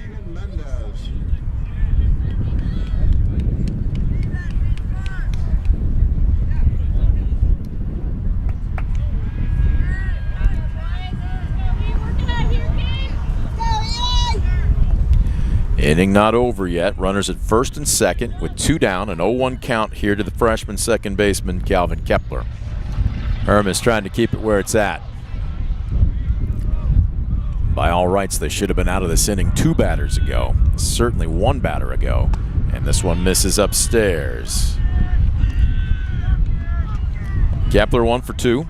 Hit a bloop single into shallow right just a frame ago. He's also grounded out to short. He shows bunt here. Corner's coming in. He pulls back and takes a strike. Double steal is on, and the throw down to third squirts out of the glove of Schnitker. So the double steal on, and look at this. Coach Singer being ultra aggressive here, looking for more in the 6th. Well, I loved it. That was one of the keys I thought for Fairview was to be aggressive on the base pass, and Coach Singer's done that. But when you're up 2-0, you're almost like playing with house money. Yeah. So, but I do love the call. Greatly executed. 1-2. This one a little blooper to short, and it's gobbled up by Schnitker. And that will bring an end to the Apache 6th. Not before Fairview breaks the scoreboard first. 2 runs on 2 hits. We had a couple of errors and a couple left aboard. We'll head to the bottom of the frame. Apaches 2, Chargers nothing. You're watching DCTV Sports. For the past 70 years, Midwest Community Federal Credit Union has been your financial partner, helping you achieve your dreams and secure your future. Midwest Community Federal Credit Union, with locations in Defiance, Bryan, and Napoleon. Find out more at midwestcommunity.org. Proudly serving the area with the highest quality contracting services for nearly 100 years. Baker Schindler Company of Defiance and Paulding. 419-782-5080. Online at baker-schindler.com. Well, we welcome you back to Fremont as we head to the bottom of the 6th. Elijah Aaron stays in the game, and for the first time this afternoon, he enjoys something that neither pitcher has had, the lead. 2 runs on 7 hits, no errors for Fairview, no runs on 2 hits, 2 errors for Edison. And it will be the top of the order for the Chargers. Whitmer, Limester, and Smith for the 3rd time here this afternoon. And Scoop, I'm not going to sit here and say you need it all back, especially with the way both pitchers have been dealing. And certainly with the way that wind has been howling. But how many times have we said it? You want something here this inning if you're the Chargers. I think you really do. You've got to find a way to kind of get momentum on your side. You're down to your last 6 outs, so you don't have to get it all here, but you want to get something generated. Maybe try to get into that Fairview bullpen. That's going to be minus Anthony Singer, who threw those 129 pitches, so he's not allowed to pitch here this afternoon. But no. Elijah Aaron, he's been lights out. He's faced 3 over the minimum. He's given up just 2 hits.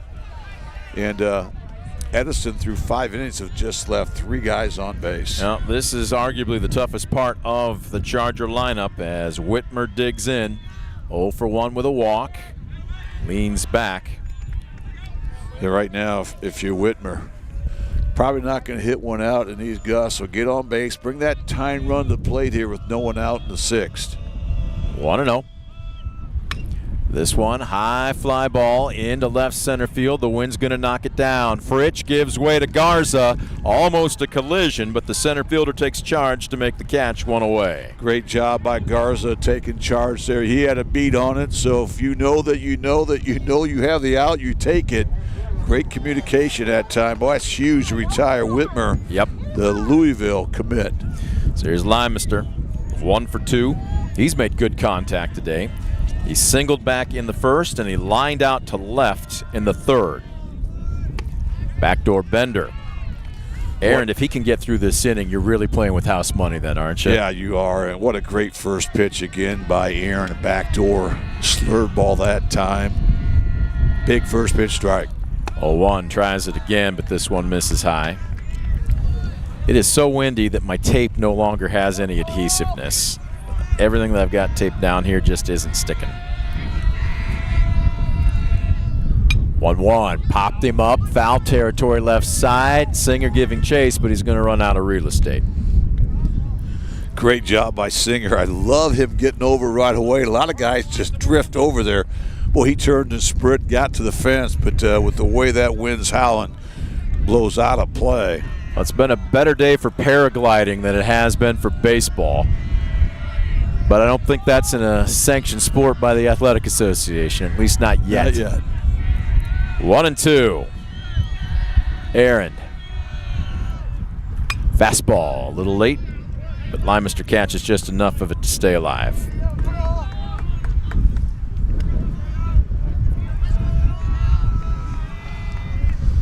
One and two. Aaron working over a new baseball.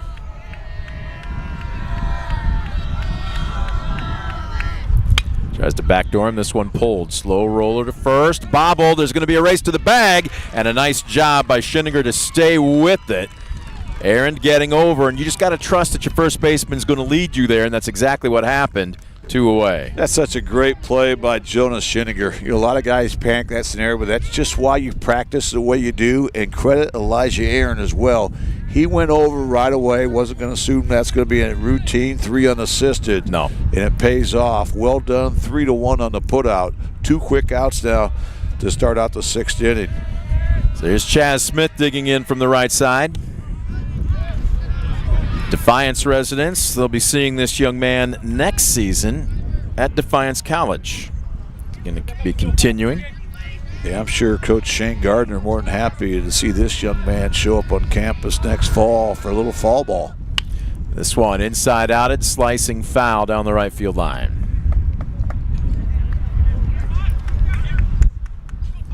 One and one. Again, the winner of this one advances to Wednesday's regional semifinals. Wednesday night, 5 o'clock at Elida. They'll take on the winner of the Swanton Liberty Benton game, which is being played at Defiance this afternoon. 1-1, Bender. Boy, that one started right at him and broke over the heart of the plate. That's one of those that you just have to be very nice to and let it pass by, but it's a strike, and it's 1-2. And Brent Liberty Benton, the team that took out Milan Edison a year ago in the district. Aaron deals, tries to double him up. This one gets dirty. Count evens up at 2-all. I love how Aaron continues to pitch. He's really moving the baseball around, trying to hit his spots, but now he has to avoid that 3-ball count here. Deuce is wild. 2-2. Make it 3-2. Well, Aaron wasn't going to give in, but Smith has shown great discipline here on 3 straight benders. Yeah, this is just the second 3-ball count that I have down for Aaron today, so he's been very effective attacking the zone. Payoff pitch. Foul ball. Slicing down the right field line. They're going to run out, well, not out of room, but it's going to get down before anybody can get there. That thing looked like my tee shots on any hole that I care to go ahead and pull my driver out on. Everything's just slicing to the right today. Yeah, but that one stayed out of the woods at least and inside the fencing. I could have found that. I could have probably grabbed a pitching wedge or something and punched out. You betcha. We'll do it again. 3-2.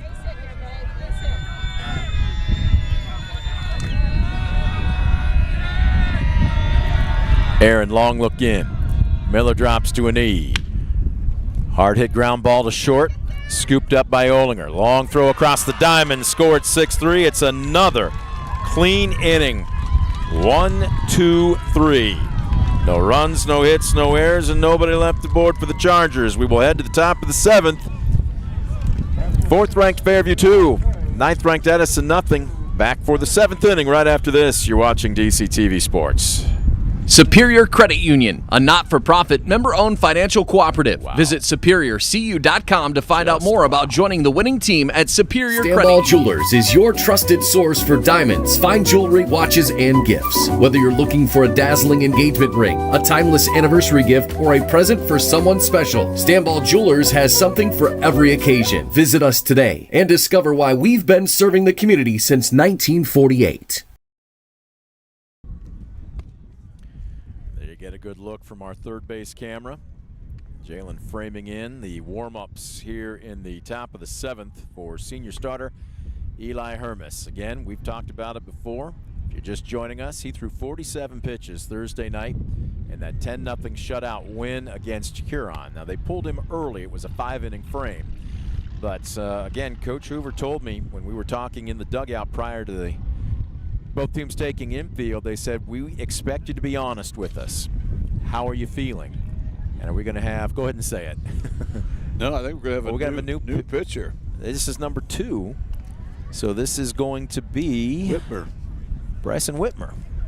So just as I was giving him a lot of love, and you can still give Hermes love, he really gave him everything he had. He impressed me today. He gave I thought he gave Coach Sean Hoover in his 14th season everything he could have expected and then some. But those 2 errors that really opened the door for the Apaches in the 6th inning, and credit Fairview, they took advantage.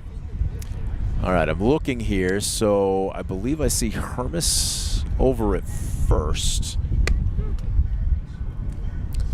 Remember, Whitmer's a Louisville commit. Correct. And Louisville's, they've come up this neck of the woods many times. I was trying to think this morning, all the guys from Defiance High School alone that have played their college ball at Louisville. I came up with Dace Kime, Shea Schmitty, Blaine Robinson, and Anthony Kidston. I could be missing perhaps another one. I thought about Robert Ziegler, but he went to Kentucky. I'm trying to think. Who is the stud pitcher that went to Michigan? All right, I believe the only situational changes that have been made, I think we've got them both. Hermes moves to first. Preston comes out of the game. Whitmer now on the bump. It is 2-0. Top of the 7th here. And it will be, let's see, looks like the top of the order. Elijah Aaron digging in, looking at a 1-0 count. Shows bunt. Well, there's a little bit of extra zip coming through on that fastball. Yeah, I tell you what, he really has a live arm out there, a loose arm, and Louisville known to recruit a lot of great arms there. Swing and a miss. I'm going to try to get my pitching stats for the Chargers out from underneath the cubic ton of paperwork here to make sure they don't fly away. We'll get you Whitmer's numbers after this pitch. Brings a better that misses inside. Nothing staying safe and secure on a windy day where we're seeing gusts 35 to 40 miles an hour here at Fremont. 2 balls, 2 strikes. Ooh, upstairs. He had to jump out of the way. Whitmer, 27 2/3 innings pitched. That's the 2nd most on the season. 7 starts, 7 appearances. He's 3-2. He's allowed 10 hits, 17 runs, all but 5 earned. He's walked 29 while striking out 59. A 3.03 ERA, and opponents hitting a mere 108 against him. Payoff pitch coming up here. Upstairs, he tried to hump that up. He got ahead in the count, and then he surrenders the leadoff walk. Well, nice job by Elijah Aaron one more time. You know, after having 3 hits and a walk in Thursday's win against Sonora, he's now been on base 3 out of 4 times here this afternoon. That's not bad. I think they'll keep him on the roster. So here's Logan Olinger digging in. 1 for 3. Singled back in the 1st, struck out swinging in the 3rd, and flew out to center in the 5th.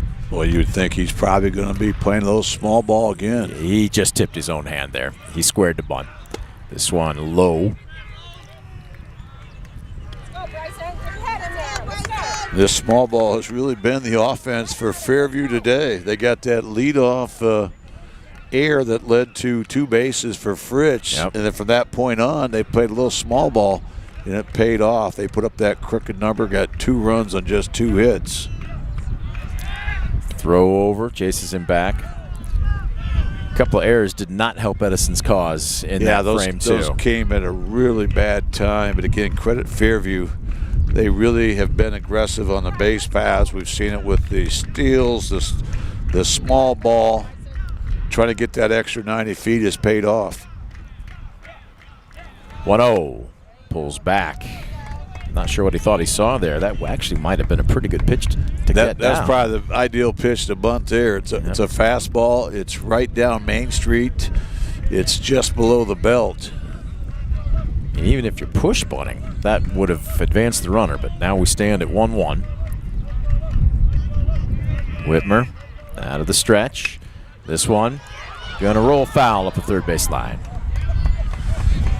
Boy, that was trouble. That almost looked like Anthony Singer's bunt, but he did not have enough of the carpet. And once that kind of went off the lip of the carpet, smart play that time by Chaz Smith to let it roll foul before he killed it. Now, Thursday night at Defiance on the turf, that ball may stay fair. True. But not here. And to be honest, again, I know why you have turf, but I really have enjoyed calling a ball game on grass and dirt here this afternoon. 1-2. See if the bunt's still on. It is not. Pitch misses in the attic. 2-2. And we have a couple of area teams still in action. Defiance's baseball squad will be at, it's no longer Crusher Stadium. It's Forefront Stadium. Forefront in Field. Avon. Forefront Field. As this one misses high, they will be playing University at 2 o'clock on Monday. We are efforting, ladies and gentlemen, but the response, well, there hasn't been one. Let's put it that way. I know it's Forefront Field. I called 10 games there last week. I know. We're surprised that you remembered how to get there. The 3-2, I did have a text conversation with Greg Steiner from Eastern Michigan yesterday about your efforts, and he said you did more than a good job. That's nice to hear. Yes. Greg's a great man. He really is. I call him the Godfather. He makes and breaks a lot of people. 3-2, we'll wait for it again here.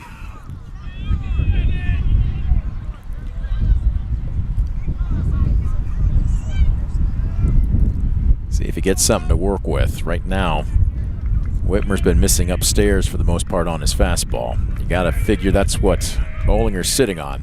This one right down central, this one inside out of it, right at the left fielder, and whoa! Almost overran it. Limester recovered and made a fantastic catch. It really was. That was the hardest hit ball of the day.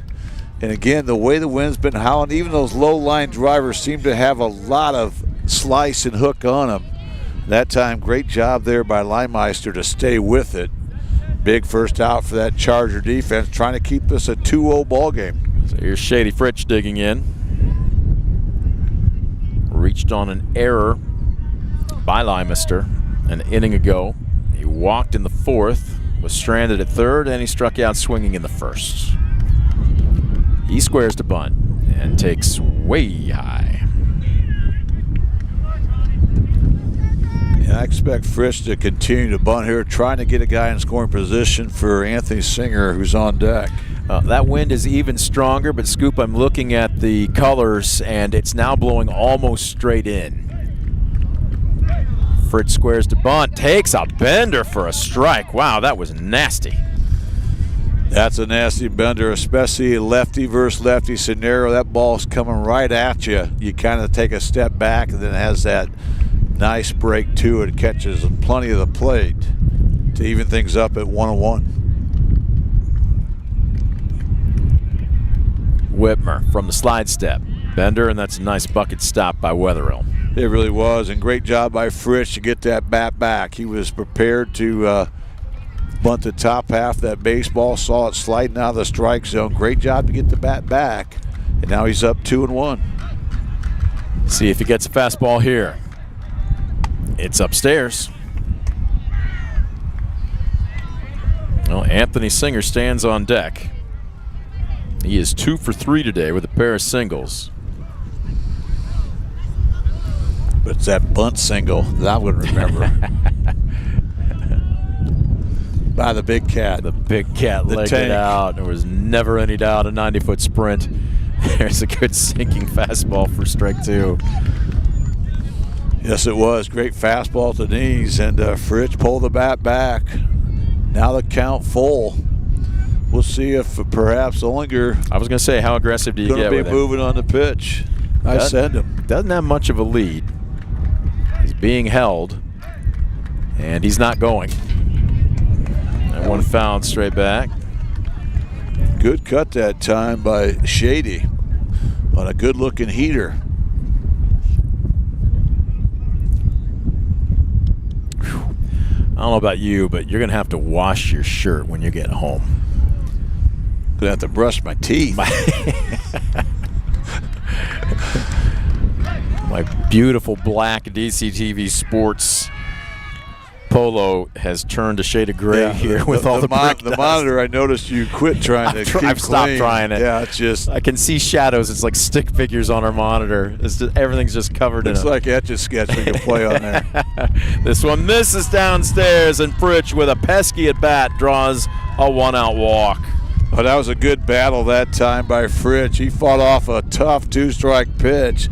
Is able to coax the walk, and now to bring up Anthony Singer with first and second, just 1 out here in the 7th. Fairview would love to tack on at least 1 insurance run here in the 7th.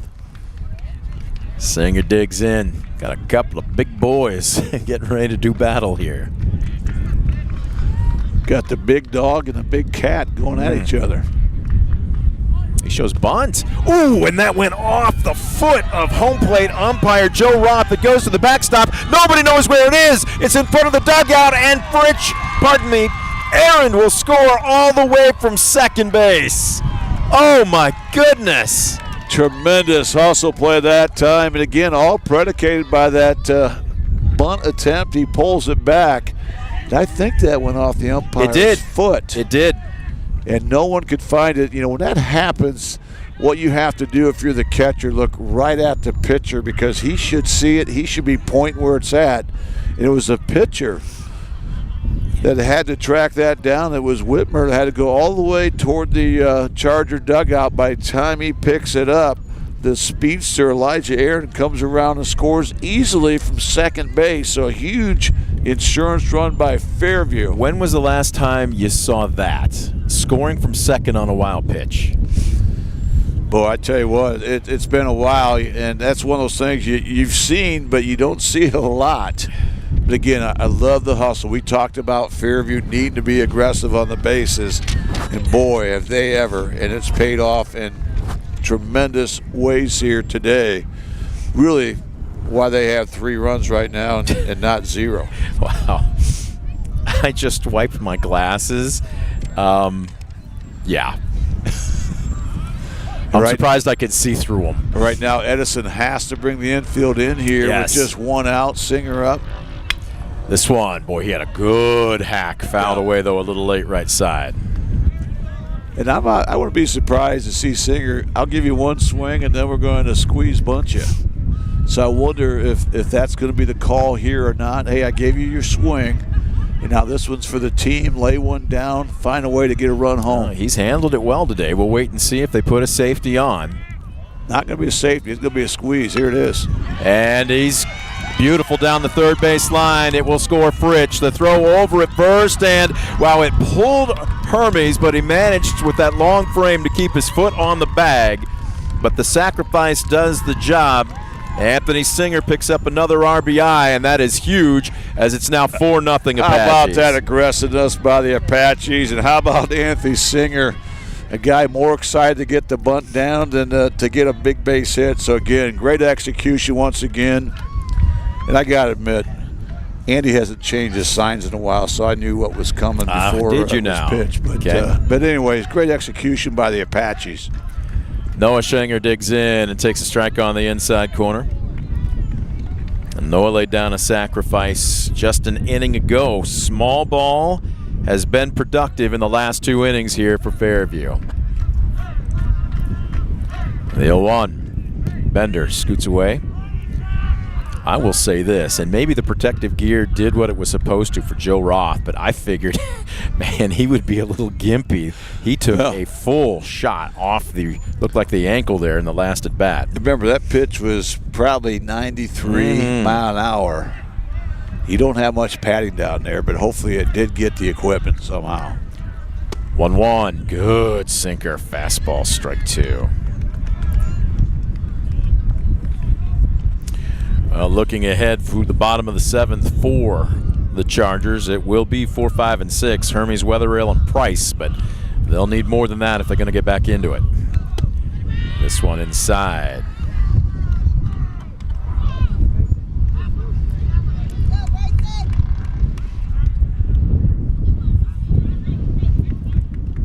Boy, the wind really coming straight in now from center.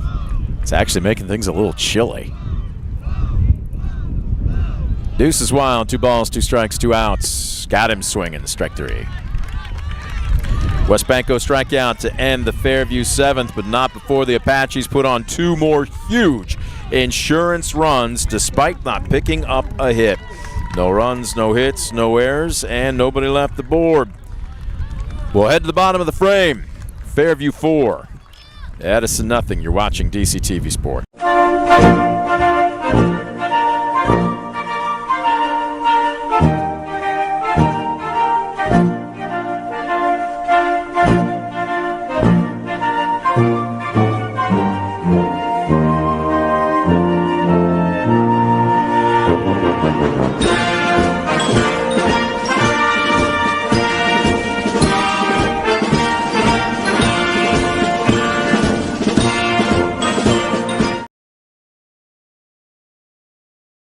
When a fire or natural disaster throws a penalty flag, let ServiceMaster Restore work for you. Anything from minor cleanups to complete overhaul and rebuilding. Contact ServiceMaster by McCann.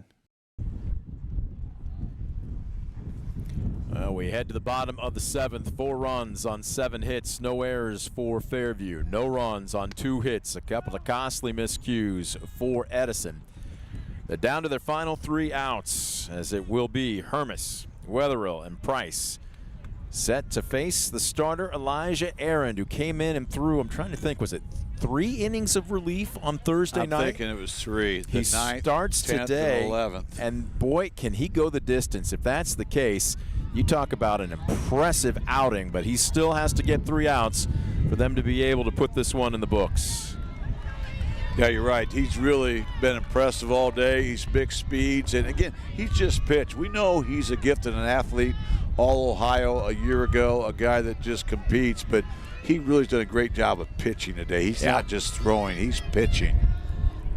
First pitch just a bit low as Hermes digs in from the left side. He has flown out twice today to center. Aaron has surrendered just 2 hits. I'm looking down in my book here as that one's in there for a strike. And that's pitching right there. Falls behind 1-0 and then throws a backdoor bender to Hermes. I believe 2 walks and 1 hit batter for Aaron today. This one into center field again. Wind knocks it down. Garza has to come in a few steps and plays it well, 1 down. Yeah, let the elements help you. You know, anything you lift today, even though that ball was well struck, you saw Garza, he maybe went back a step or so and then had to come in a couple steps to squeeze it. But a big first out. And how about Milo and Edison? They have not gotten their leadoff man on base here this entire game. I'm thinking, have they had an inning where they've had multiple runners at all? I don't believe so. Doesn't look like it. No, they have not. And again, they've only left 3 guys on base. They just have not had opportunities. And Fairview, to their credit, they've taken advantage of the few opportunities they've had. In fact, Brent, the 4 runs scored by Fairview, none of those 4 runs reached base by a hit. They took advantage of an error, a couple walks, and so forth, and that's been a big difference here. We knew that offense was going to have to be manufactured today, and that's exactly what they did. As this one paints the black on the inside corner, 1 ball and 2 strikes to Tristan Wetherill.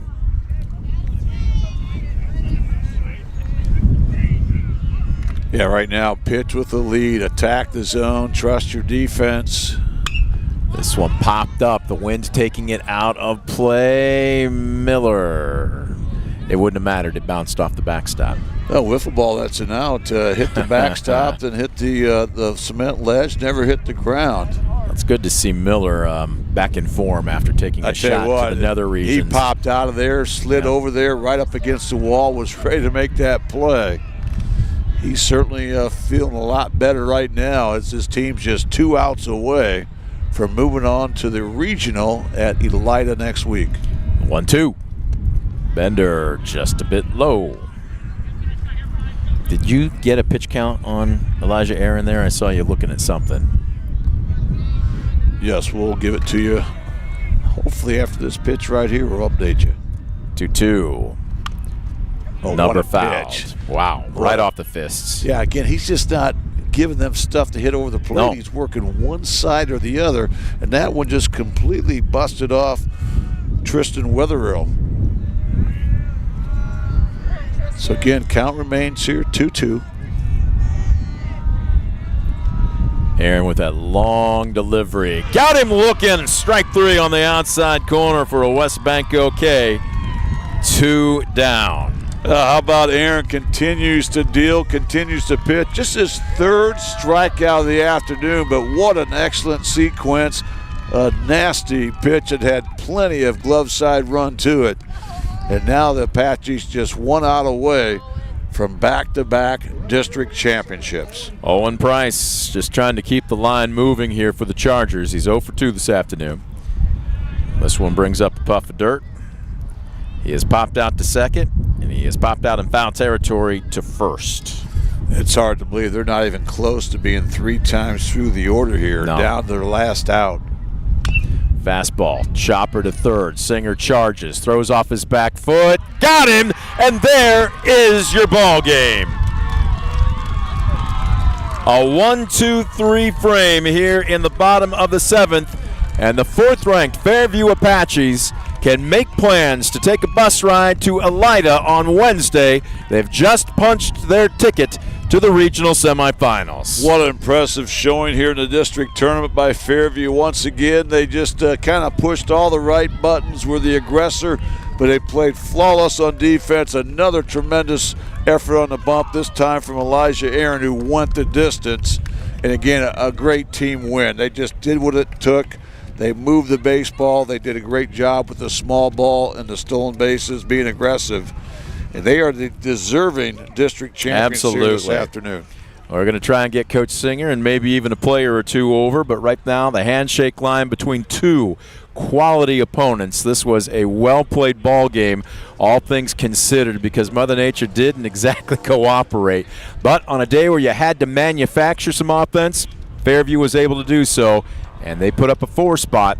And Elijah Aaron goes the distance here this afternoon, allowing just 2 hits and throwing a complete game shutout in a 4-0 victory. We'll take a quick timeout.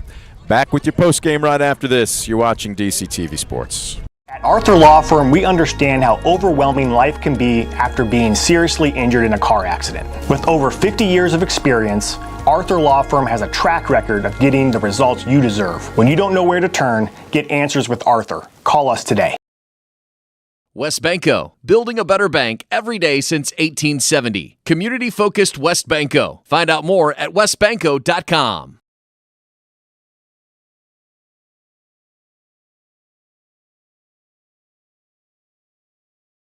Discover affordable transfer opportunities at Northwest State.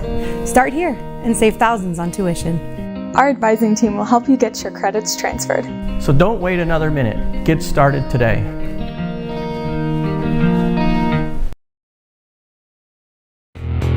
Estill Chevrolet Cadillac is this area's new and used car headquarters, earning your trust one satisfied customer at a time. Estill Chevrolet Cadillac, North Clinton Street in Defiance, and online at drivebobestill.com.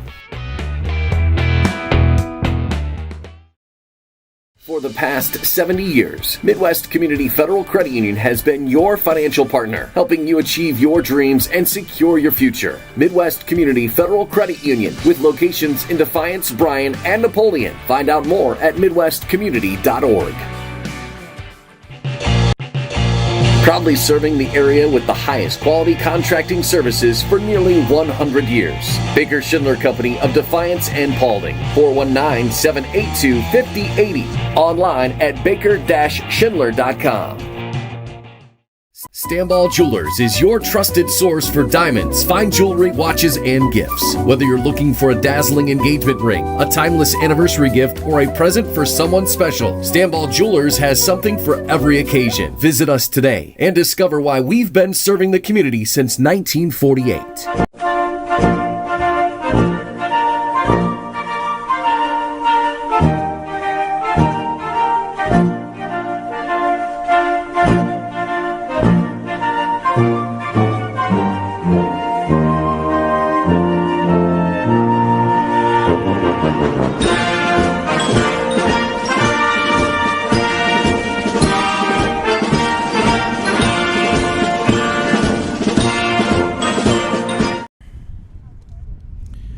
There you take a look at the victorious Fairview Apaches, 4th-ranked team in the state in Division 5. They had to gut out a win here this afternoon, folks, as the weather, as you can hear, just an absolute zephyr over our crowd mics. It started the game probably, I'd guess, 30 to 35 miles an hour, and it only intensified over the course of 7 strong innings. But with that said, you got to figure out a way to get it done somehow.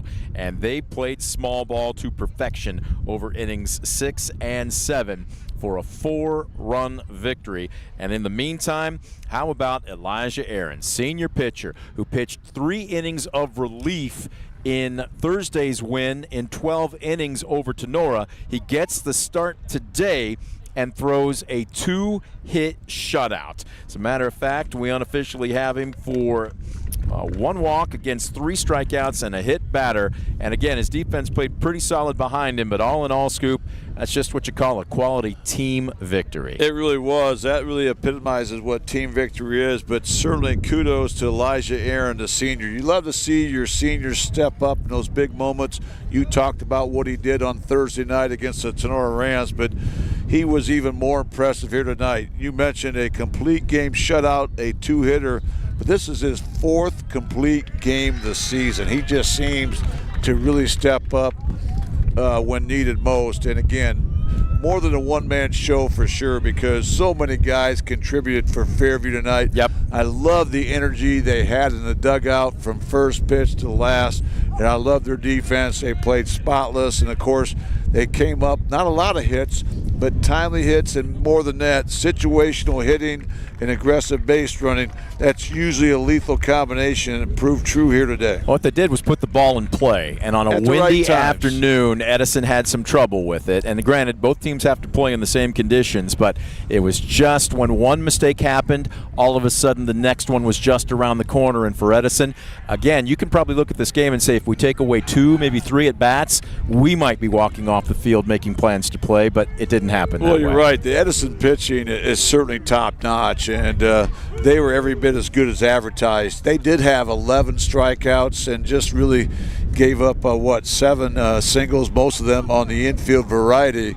But again, Fairview, as you mentioned, when they had to put the ball in play, they did. When they had to move runners, they found a way to do it. And again, aggressive base running. We saw the double steal. We saw others stolen bases. We saw a pass ball score Olinger from second base. So again, just a great job by Fairview.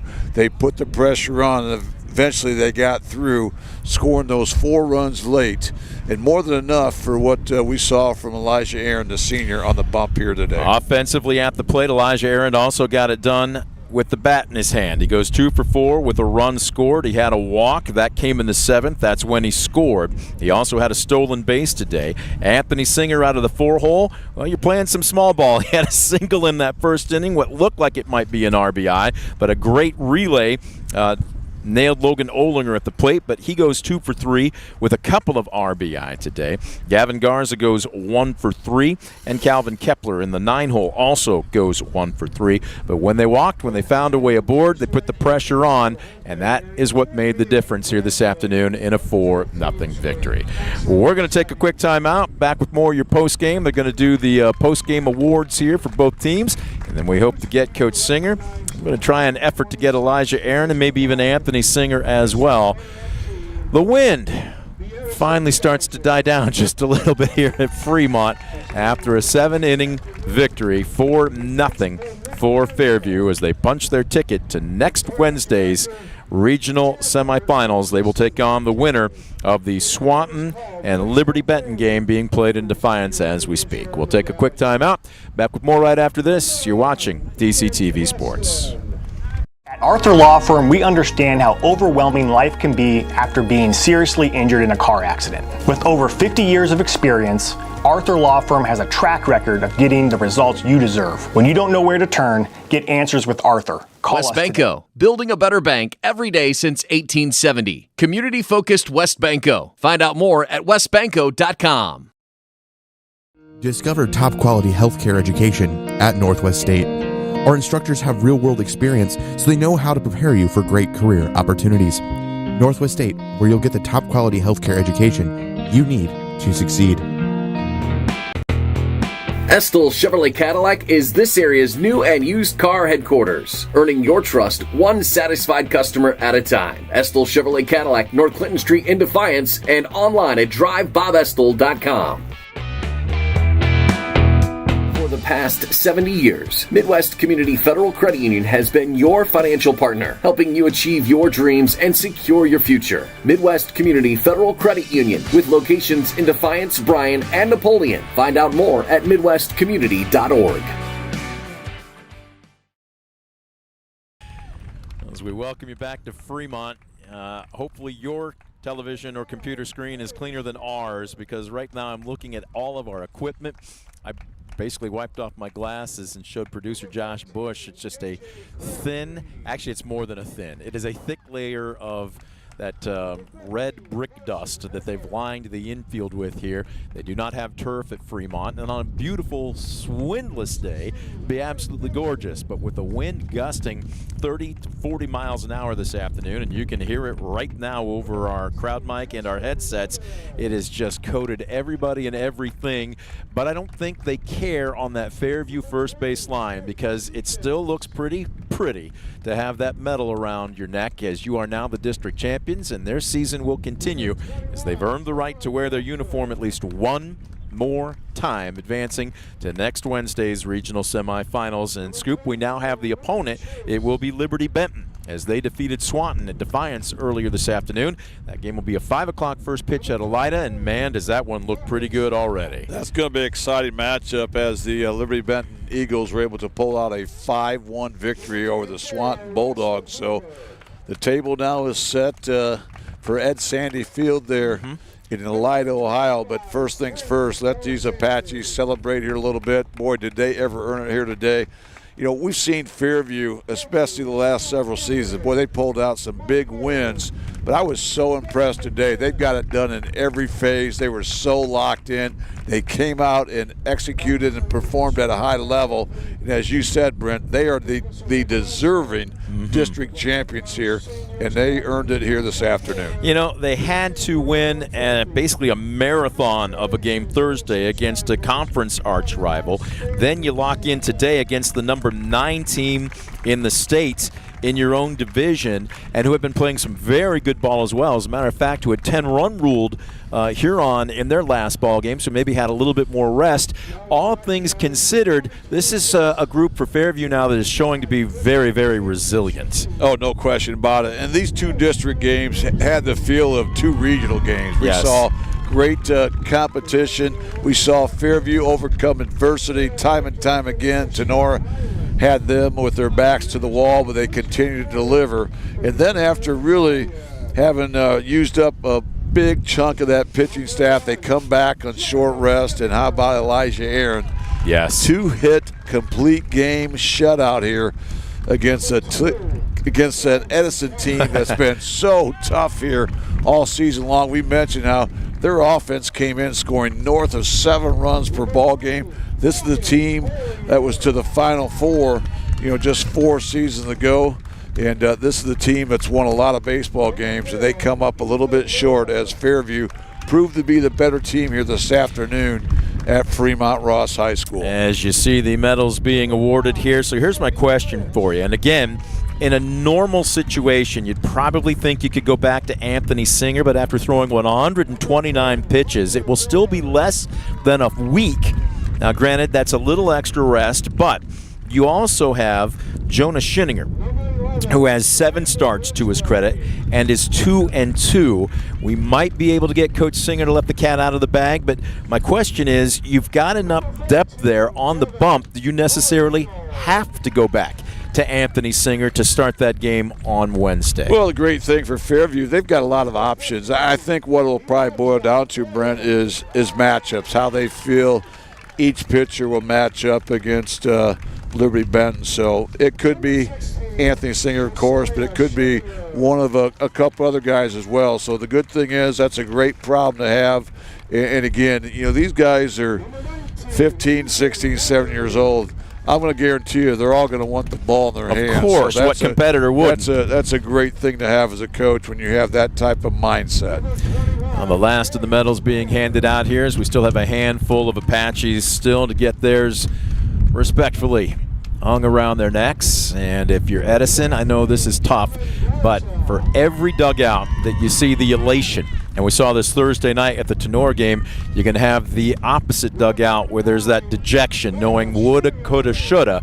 But when you reach this level of the playoffs, Scoop, you're talking about quality opponents. In this case, you're talking about 2 ranked opponents. That's what makes it so difficult to get to Akron. Yeah, you're exactly right. These are 2 top 10 teams, and somebody's going to go home on the short end. So that's why you just have to get hot at the right time, keep playing your best baseball. And again, Fairview, boy, they just played at such a high level throughout this tournament so far, and I'm looking forward to seeing them next week in Elida. We're going to take a quick timeout. The last of the medals being awarded here. We're going to try and get Coach Singer and maybe a couple of players as well, as Fairview 4, Edison nothing. The Apaches now picking up their 25th win of the season against just 4 losses, and they will be making plans to play next Wednesday in Elida for a regional final berth. We'll take a quick timeout. Back with more of the postgame right after this. You're watching DCTV Sports. Proudly serving the area with the highest quality contracting services for nearly 100 years. Baker Schindler Company of Defiance and Paulding. 419-782-5080. Online at baker-schindler.com. Superior Credit Union, a not-for-profit member-owned financial cooperative. Visit superiorcu.com to find out more about joining the winning team at Superior Credit Union. Stanball Jewelers is your trusted source for diamonds, fine jewelry, watches, and gifts. Whether you're looking for a dazzling engagement ring, a timeless anniversary gift, or a present for someone special, Stanball Jewelers has something for every occasion. Visit us today and discover why we've been serving the community since 1948.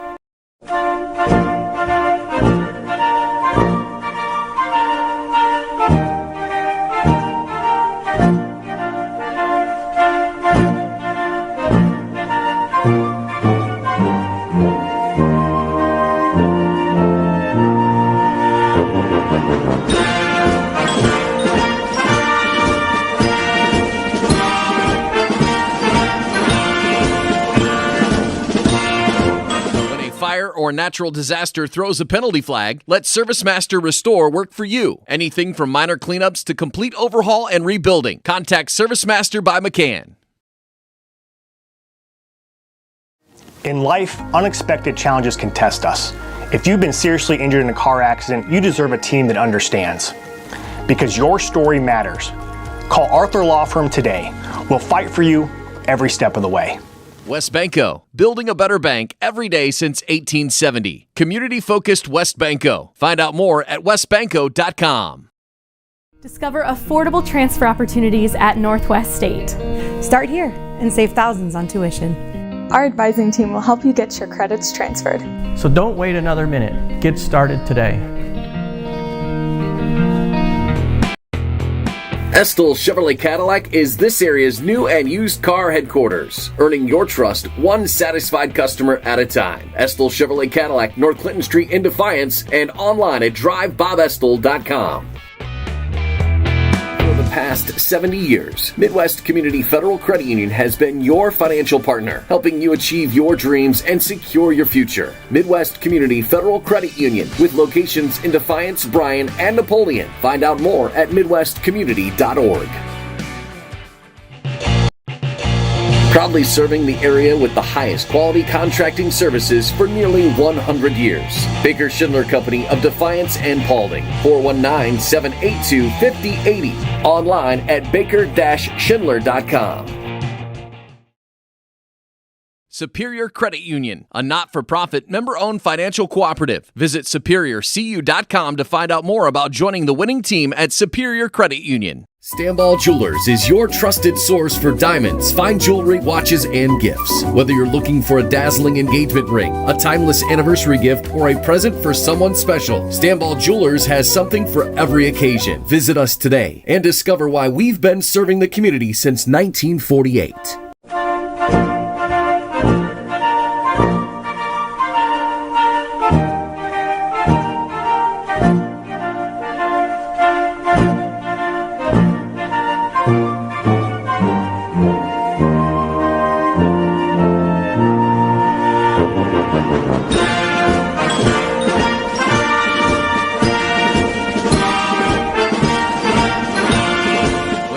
Or natural disaster throws a penalty flag, let ServiceMaster Restore work for you. Anything from minor cleanups to complete overhaul and rebuilding. Contact ServiceMaster by McCann. In life, unexpected challenges can test us. If you've been seriously injured in a car accident, you deserve a team that understands. Because your story matters. Call Arthur Law Firm today. We'll fight for you every step of the way. WestBanco, building a better bank every day since 1870. Community-focused WestBanco. Find out more at westbanco.com. Discover top-quality healthcare education at Northwest State. Our instructors have real-world experience, so they know how to prepare you for great career opportunities. Northwest State, where you'll get the top-quality healthcare education you need to succeed.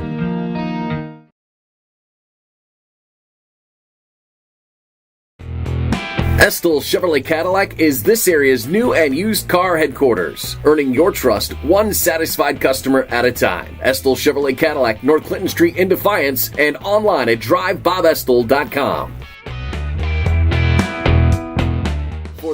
For the past 70 years, Midwest Community Federal Credit Union has been your financial partner, helping you achieve your dreams and secure your future. Midwest Community Federal Credit Union, with locations in Defiance, Bryan, and Napoleon. Find out more.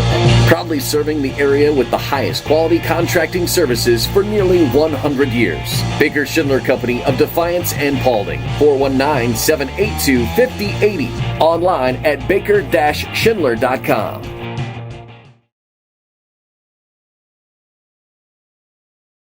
Stanball Jewelers is your trusted source for diamonds, fine jewelry, watches, and gifts. Whether you're looking for a dazzling engagement ring, a timeless anniversary gift, or a present for someone special, Stanball Jewelers has something for every occasion. Visit us today and discover why we've been serving the community since 1948.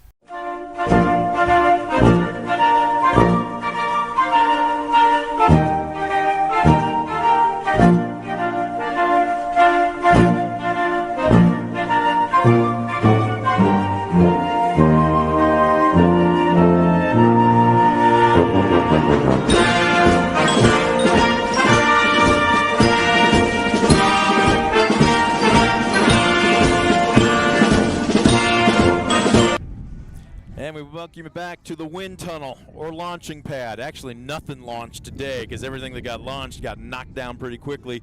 Known as Fremont, it doesn't matter how you do it. They don't ask you how, they just ask you how many.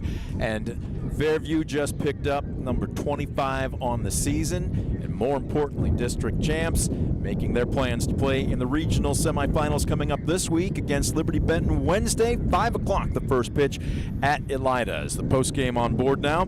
Apaches 4 as Edison just 2 hits on the day as they get shut out. 4-0 our final score. Brent Bowden alongside Scoop Miller.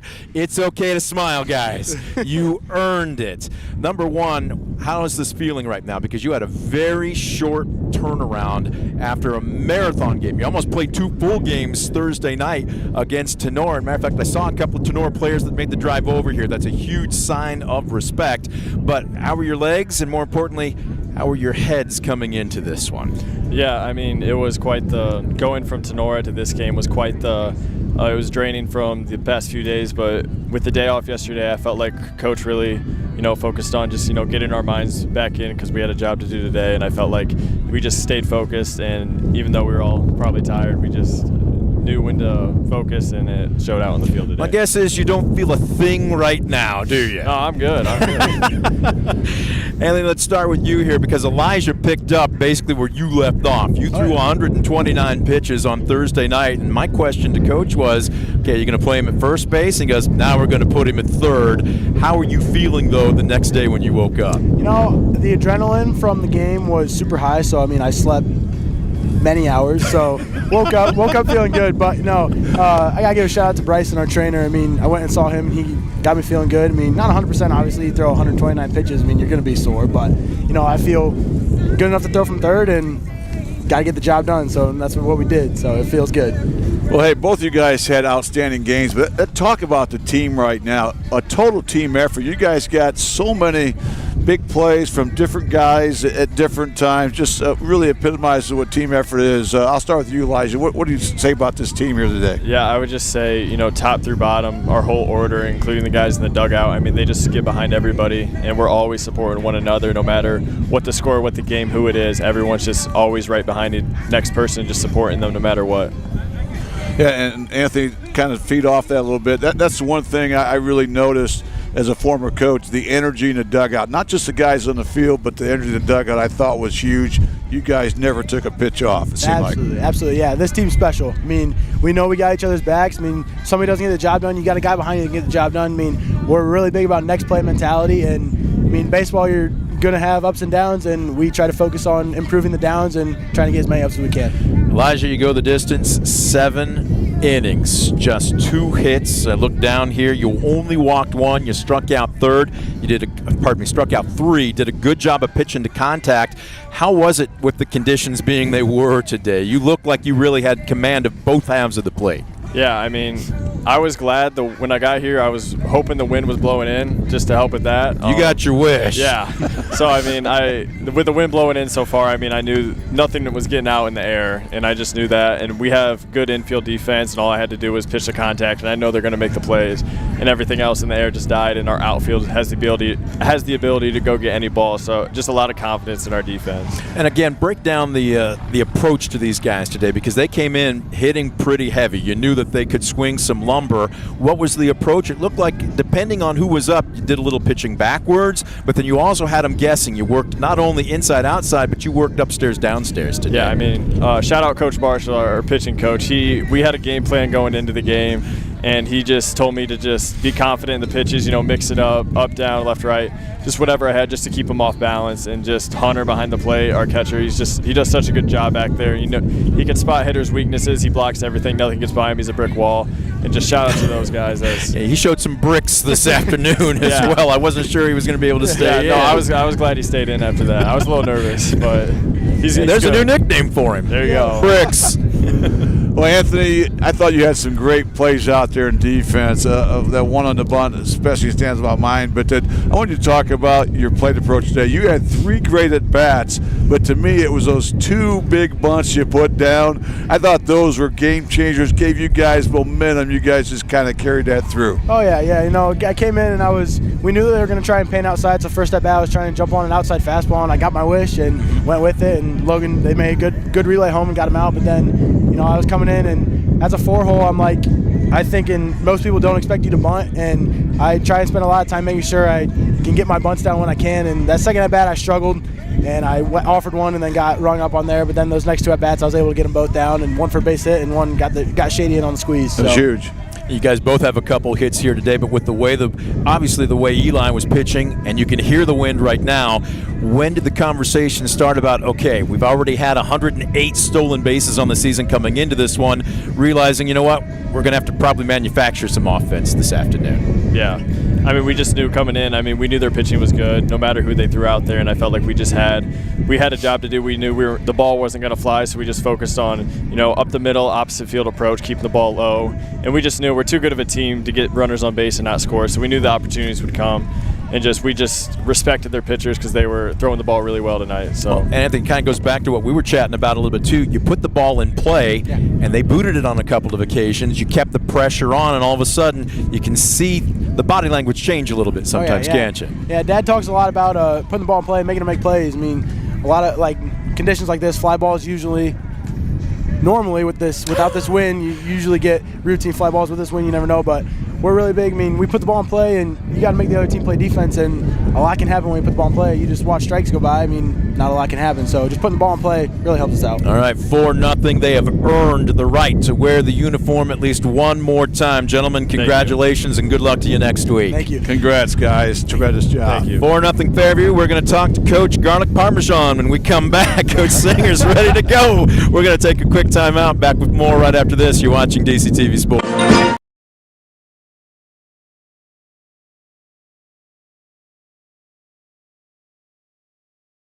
When a fire or natural disaster throws a penalty flag, let ServiceMaster Restore work for you. Anything from minor cleanups to complete overhaul and rebuilding. Contact ServiceMaster by McCann. In life, unexpected challenges can test us. If you've been seriously injured in a car accident, you deserve a team that understands. Because your story matters. Call Arthur Law Firm today. We'll fight for you every step of the way. West Banco, building a better bank every day since 1870. Community-focused West Banco. Find out more at westbanco.com. Discover affordable transfer opportunities at Northwest State. Start here and save thousands on tuition. Our advising team will help you get your credits transferred. So don't wait another minute. Get started today.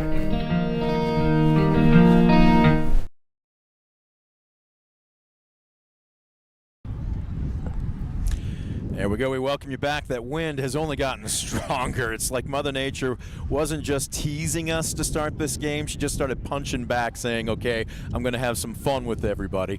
But on a day when the offense needed to be manufactured, that's exactly what Fairview did this afternoon. 4-0 against 9th-ranked Edison. The 4th-ranked Apaches move on.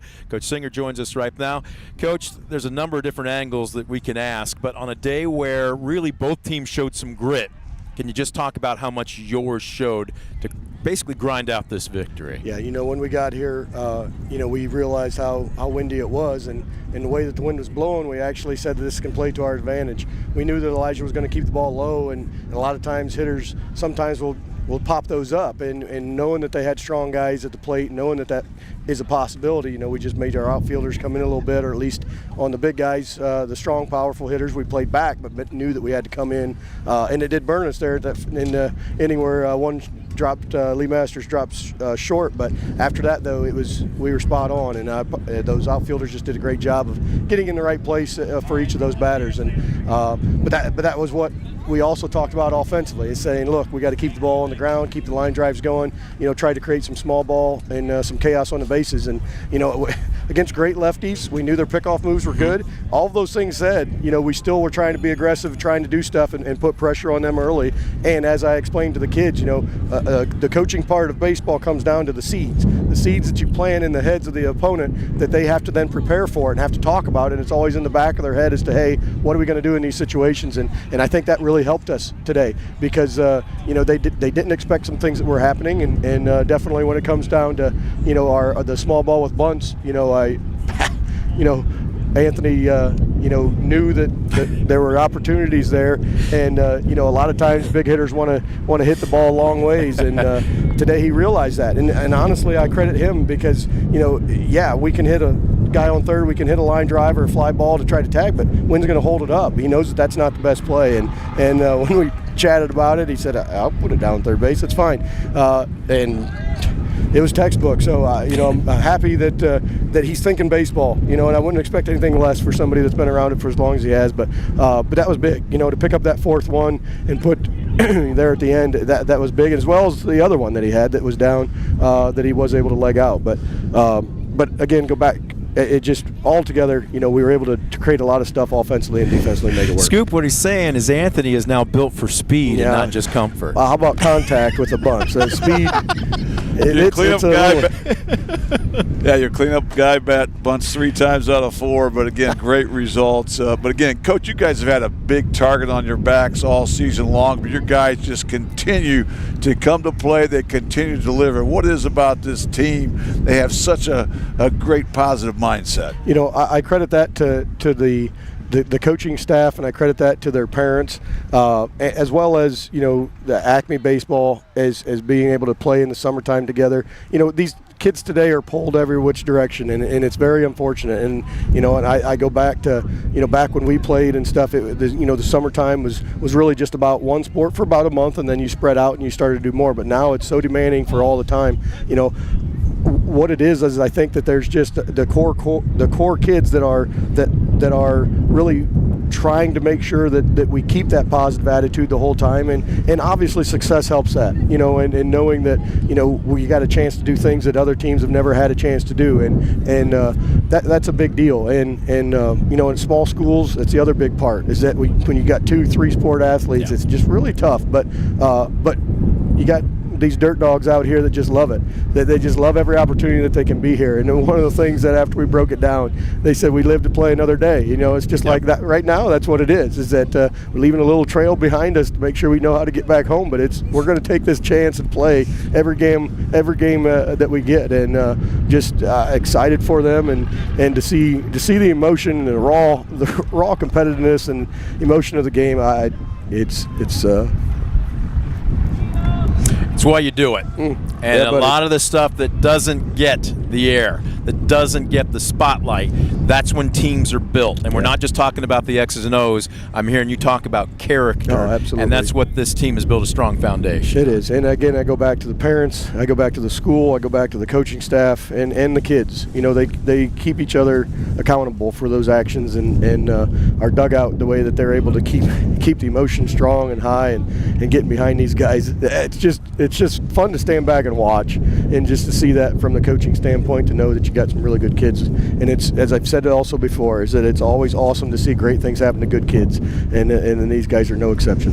All right, Coach, you've earned the right to wear the uniform one more time. Wednesday regional semifinals, Liberty Benton at Elida. Call goes out. You'd love to see a ton of black and gold in those stands. You betcha, and I'm sure they will be. All right, congratulations. Thank you. We'll see if the bus's wheels even touch the interstate on the drive home. They may fly home, but they have earned it, a 4-0 victory over Edison. We're going to take a quick timeout. Back to put a wrap on it right after this. You're watching DCTV Sports. Estill Chevrolet Cadillac is this area's new and used car headquarters, earning your trust one satisfied customer at a time. Estill Chevrolet Cadillac, North Clinton Street in Defiance, and online at drivebobestill.com.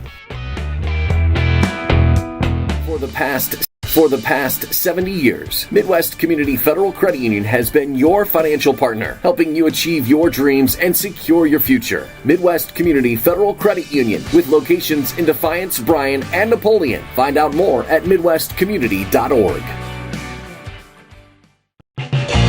Proudly serving the area with the highest quality contracting services for nearly 100 years. Baker Schindler Company of Defiance and Paulding. 419-782-5080. Online at baker-schindler.com. We're going to put a wrap on this before all of our equipment blows into the next county. It has not lightened up here, but you know what? That bus for Fairview might just fly home as a 4-0 win over Edison, as the 4th-ranked Apaches advancing to next week's regional semifinals. They'll take on Liberty Benton in Elida, a 5 o'clock first pitch. Scoop, it's about survive and advance, but at the same time, at this point in time in every season, almost every coach I talk to says, yeah, we'd like a scout, but it's more about what we do than anybody else in that opposite dugout. Well, that's got to be the focus. Play the best you can play your best baseball at the right time, and right now Fairview's done that. They were excellent in every phase here this afternoon, and again, they got such performance from the whole team. You know, the energy in the dugout, the execution on the field, all in all, they get to go back to the regionals in consecutive years. Good day to be an Apache. We want to thank Chad Burt and the entire staff here at Fremont for rolling out the red carpet for us, our crew for handling things in just short of a monsoon. The only thing we didn't have was rain this afternoon, but as you can hear, that wind is really whipping things around. They're doing more than great work. Our thanks also going out to our sponsors for helping make the broadcast a possibility, and as always, you the fan for tuning in. For Scoop Miller, I'm Brent Balbinot. Final score, Fairview 4, Edison nothing. You've been watching a presentation of DCTV Sports.